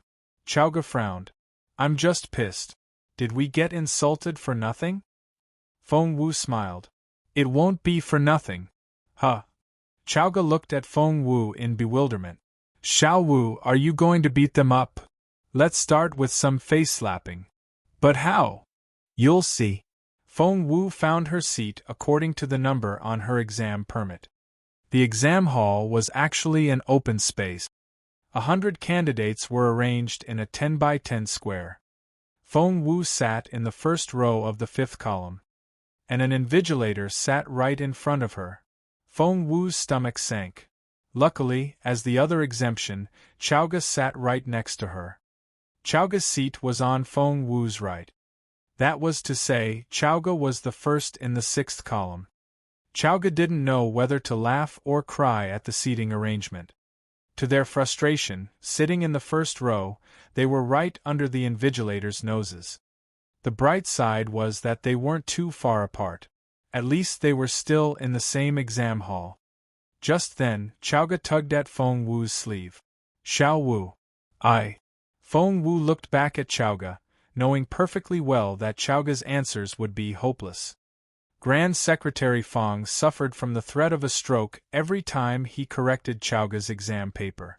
It always took him a long time to calm down, and in the end, he just let Chaoga go out and play on her own.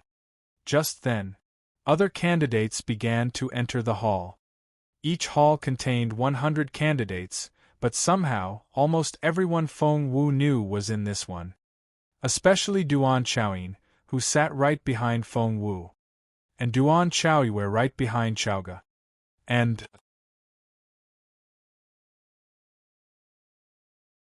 Chapter 595 Xiao Wu is more amazing than you can imagine. Chapter 595 Xiao Wu is more amazing than you can imagine. Duan Chaoyue and Duan Chaoyin weren't the only acquaintances here. Feng Wu recognized Yi Yifei's minions as well, for she had met them at World Tower before. They were Hui Yin, Wen Ling, Lu Hao, and Mu Qing. Mu Yaoyao was here too. She sat on Feng Wu's left, the first seat in the 4th column. Behind her was Yao Hao and Yao Ying, the siblings Feng Wu had met at Grand Secretary Feng's place. What was more, Ning Chenxi was also here. Feng Wu didn't know what to say. Apparently, apart from Yu Minji, everyone was here. Chaoga looked at Feng Wu and wanted to say something, but couldn't. Feng Wu had told her before that she would find a way to let Chaoga copy her answers. But with all these people here, they would be closely watched on all sides. What should they do now? He, Duan Chaoga, there you are. Duan Chaoyin gave Duan Chaoga a contemptuous look. As her sister, Duan Chaoyin knew Duan Chaoga's abilities too well. Most of the candidates here had had a normal education since they were little, making their way through the junior and intermediate schools before moving on to the senior one, which was Imperial College here. However, Feng Wu and Chaoga were the only exceptions, for they had never graduated from the junior school, nor had they attended the intermediate one. Chaoga would have exploded at Duan Chaoyin's provocation on any other day, but now she only buried her head in her hands and rested her elbows on the desk with a long face. What was she supposed to do with this exam? Xiao Wu would get admitted to Imperial College, and she would be turned down, and the distance between herself and Xiao Wu would only grow further and further. Oh God! In terms of her cultivation level, she was qualified to apply, but she was so lopsided in her theoretical knowledge. Books were like lullabies to her. Seeing that Chaoga wouldn't reply, Duan Chaoyin smirked. Duan Chaoga, I'd leave this instant if I were you. Chaoga still wouldn't reply. Duan Chaoyin snorted. After all, it would be so humiliating to hand in a blank answer sheet. Chaoga sighed inwardly. That was spot on. Mu Yaoyao looked at Feng Wu and saw the latter sitting there with her eyes closed to adjust her breathing. She tried to provoke Feng Wu. What a poser! Feng Wu ignored her. Resting her head on her left hand, Mu Yaoyao played with her pen in her right hand and casually said, Feng Wu, I'm warning you. Keep your eyes on your own paper and don't try to copy mine. I'll report you. Those around Mu Yaoyao guffawed. Read more chapter on novel full. Duan Chaoyin followed suit. Duan Chaoga, I'm warning you. Keep your eyes on your own paper and don't try to copy mine. I'll report you. Ha ha ha ha. Everyone cracked up. They seemed to have forgotten that Feng Wu and Chaoga were here as exemptions. How could anyone with that exam permit be ignorant? However, they simply looked past that, as if trying to fool themselves. Chaoga was furious at the provocation. She smacked the desk and jumped to her feet. Mu Yaoyao, you idiot! You know nothing. Xiao Wu got 290 in the test Grand Secretary Fong gave her yesterday. Everyone was silent at Duan Chaoga's bellow. All eyes were on Duan Chaoga. 3 seconds later. Ha ha ha ha! Mu Yaoyao was the first to burst out laughing. She laughed so hard that she was in tears. That seemed to flick a switch, and everyone around her began to scream with laughter. Ha ha ha ha! Ha ha ha ha!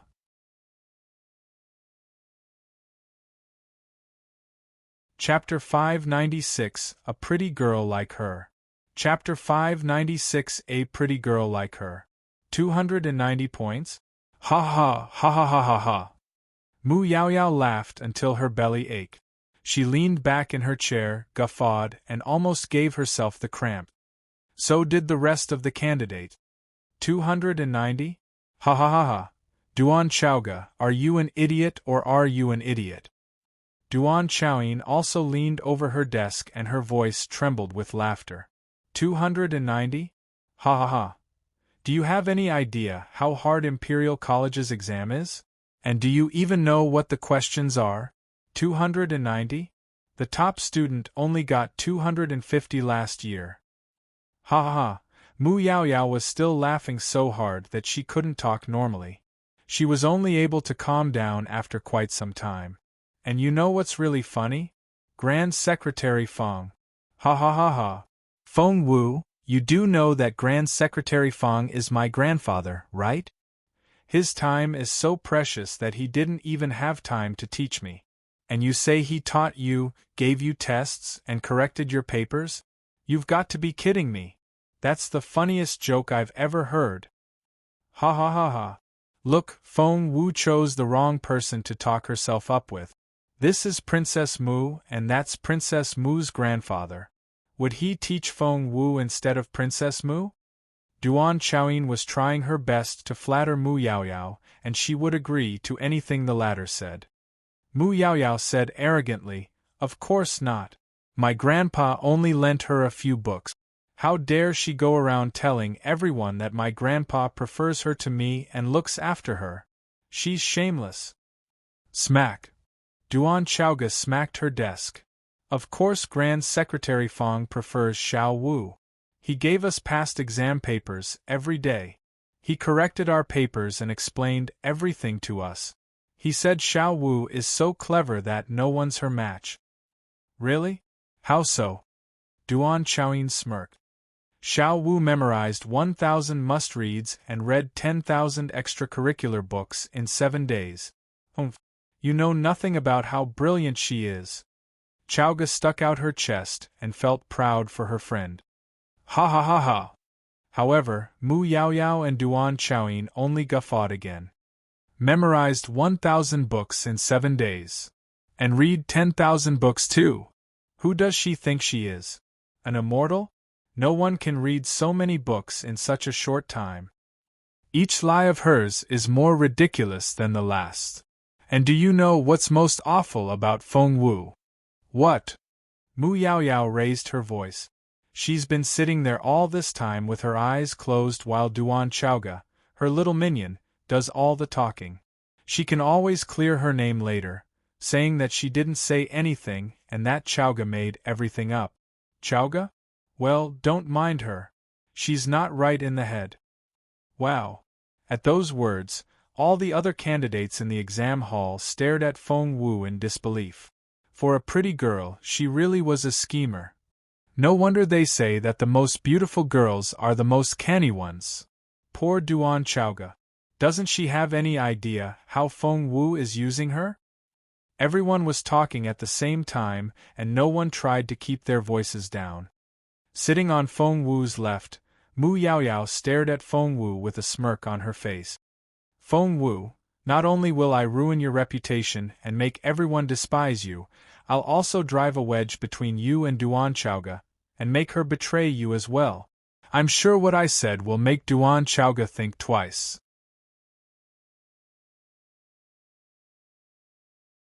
Chapter 597. There's only one explanation.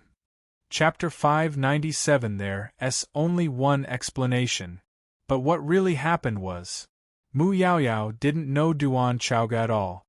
Chowga might be impulsive and hot-headed, but there was one thing that she would always believe: she was on Feng Wu's side no matter what. Mu Yaoyao. Chowga smacked her desk and jumped to her feet. Quiet! There came a female voice. And everyone turned in that direction. The voice belonged to a pretty young woman with blonde hair and blue eyes. She was slightly older than the candidate. Feng Wu had met her before. It was that teacher who had tried to give Feng Wu a hard time when she went to register for the exam. If Feng Wu remembered correctly, the teacher was called Xiao Yi. Xiao Yi came in with a stack of exam papers. She scanned the room with her eyes and fixed her gaze on Feng Wu in the end. The look she gave Feng Wu was hostile. She then snorted. The exam is going to start now and you're still bickering? Xiao Yi wasn't the only teacher in the exam hall. As a matter of fact, Imperial College's entrance exam was probably the strictest exam out there. Each column was monitored by a separate invigilator. That was to say, there were 10 of them in total in this hall. Right now, they were all giving out exam papers to the candidate. Each exam paper contained 5 pages, which made it 10 pages in total along with the answer sheet. Everyone ended up with quite a stack of sheets. Xiao Yi was in charge of Feng Wu's column, and she smirked at Feng Wu when she gave her the paper. In a voice low enough for only Feng Wu to hear, she said, "Let's see how many points you can get." Xiao Yi had always been rather hostile toward Feng Wu. However, Feng Wu had been composed from the very beginning and ignored all the provocation. Upon receiving her paper, Feng Wu quickly skimmed through the questions. Good, she had covered most of the topics. Feng Wu was much more confident now. She started with Section 1. The first section was to fill in the blanks. Grand Secretary Fong was as experienced as he claimed. He was right about finding all the answers in those 1,000 books. Feng Wu smiled a little. Before long, she finished all 10 questions without any difficulty. Feng Wu glanced at Chowga, who looked back at Feng Wu with a pleading expression in her eyes. Feng Wu nodded and closed her eyes. As a matter of fact, Feng Wu was communicating with Feng Tutu, who was in Chowga's chest pocket at the moment. This was the cheating method Feng Wu had come up with. She would tell Feng Tutu the answers, and it would then tell them to Chowga. All Chowga needed to do was write everything down.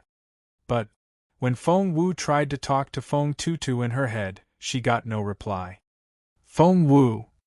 There was only one explanation. Feng Tutu was fast asleep.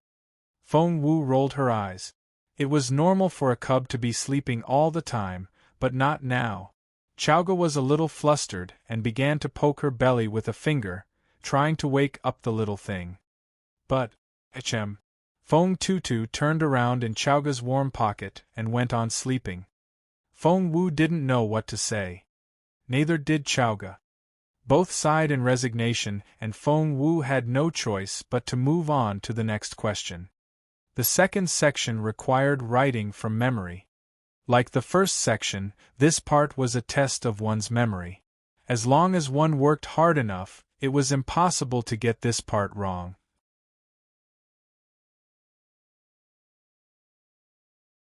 Chapter 598 What? His Royal Highness is the Invigilator. Chapter 598 What? His Royal Highness is the Invigilator. Qiao Yi walked from the first row to the last and saw that everyone was doing a good job. Even Feng Wu seemed to be giving correct answers. However, she frowned when she spotted Chowga's paper. It was completely blank. Qiao Yi was about to say something when steady footsteps came from outside, and from the sound of it, a lot of people were coming this way. What an aura! How intimidating was this power! Many looked up involuntarily, trying to see what VIP was coming. However, they almost dropped their pens. His Royal Highness. And no way. OMG. Were they hallucinating? Jun Linyuan was in the same exam hall with them. Qiao Yi was the head invigilator in this hall, and her eyes widened in astonishment when she saw Jun Linyuan. It seemed that she had no idea that the Crown Prince would be coming either. Jun Linyuan didn't come alone. Mr. Lu was by his side and Feng was right behind him. Your Royal Highness, sir. Qiao Yi was a little flustered. As a pretty young woman, Qiao Yi worshipped and admired Jun Linyuan to a fault, like many other women her age. And now, the legend was right in front of her. In his usual arrogant manner, Jun Linyuan stared at Feng Wu with a passive face. Mr. Lu rubbed his forehead. Forget about inspecting the exam halls. The young man was here for the girl. While the Crown Prince couldn't look away from Feng Wu, Mr. Lu and Feng exchanged knowing looks. Mr. Lu. Qiao Yi, who had been puffed up with arrogance in front of Feng Wu, was at a loss over what to do now. Cheeks flushed, she didn't even know where to put her hands and feet. Mr. Lu asked, Your Royal Highness, have you tried invigilating an exam before? No, replied Jun Linyuan in a cold voice. If that's the case, Your Royal Highness, would you like to monitor this one? Feng sighed with relief. It seemed that he wouldn't be alone in trying to make excuses for the Crown Prince. However, the candidates' mouths fell open at the suggestion. Seriously? His Royal Highness. An invigilator? What was Mr. Lu thinking? There was no way His Royal Highness would agree. But Mu Yaoyao and the others still felt their hearts skip at those words. How they wished that His Royal Highness would say yes. Especially Mu Yaoyao, who pleaded with her eyes. Please stay, please. Your Royal Highness, stay. But Feng Wu wanted exactly the opposite. She was going to help Chowga cheat. Feng Tutu already wasn't acting as planned, and if this unpredictable Jun Linyuan joined in, it would become an impossible mission. At that thought, Feng Wu looked up at Jun Linyuan and shook her head. Go away. Please. Staring at Feng Wu with his cold, brooding eyes, Jun Linyuan smiled a little. The girl really wanted him to leave, didn't she? Well, she wouldn't get what she wanted. He nodded. All right. That was a reply to Mr. Lu. All right. Feng Wu almost banged her head on her desk at that answer. June Linyuan. Why did that guy hate her so much? He kept raising the difficulty level for her, telling her to get top place and get full marks. Meanwhile, he kept pulling her leg, stopping her from reading her books, and almost making her late for the exam. Luckily, by some miracle, the exam had been postponed, or her plan would have been completely ruined by June Linyuan. You're tuning in to the Phoenix Knights YouTube channel. Don't forget to subscribe and join us on this journey to catch the most captivating stories.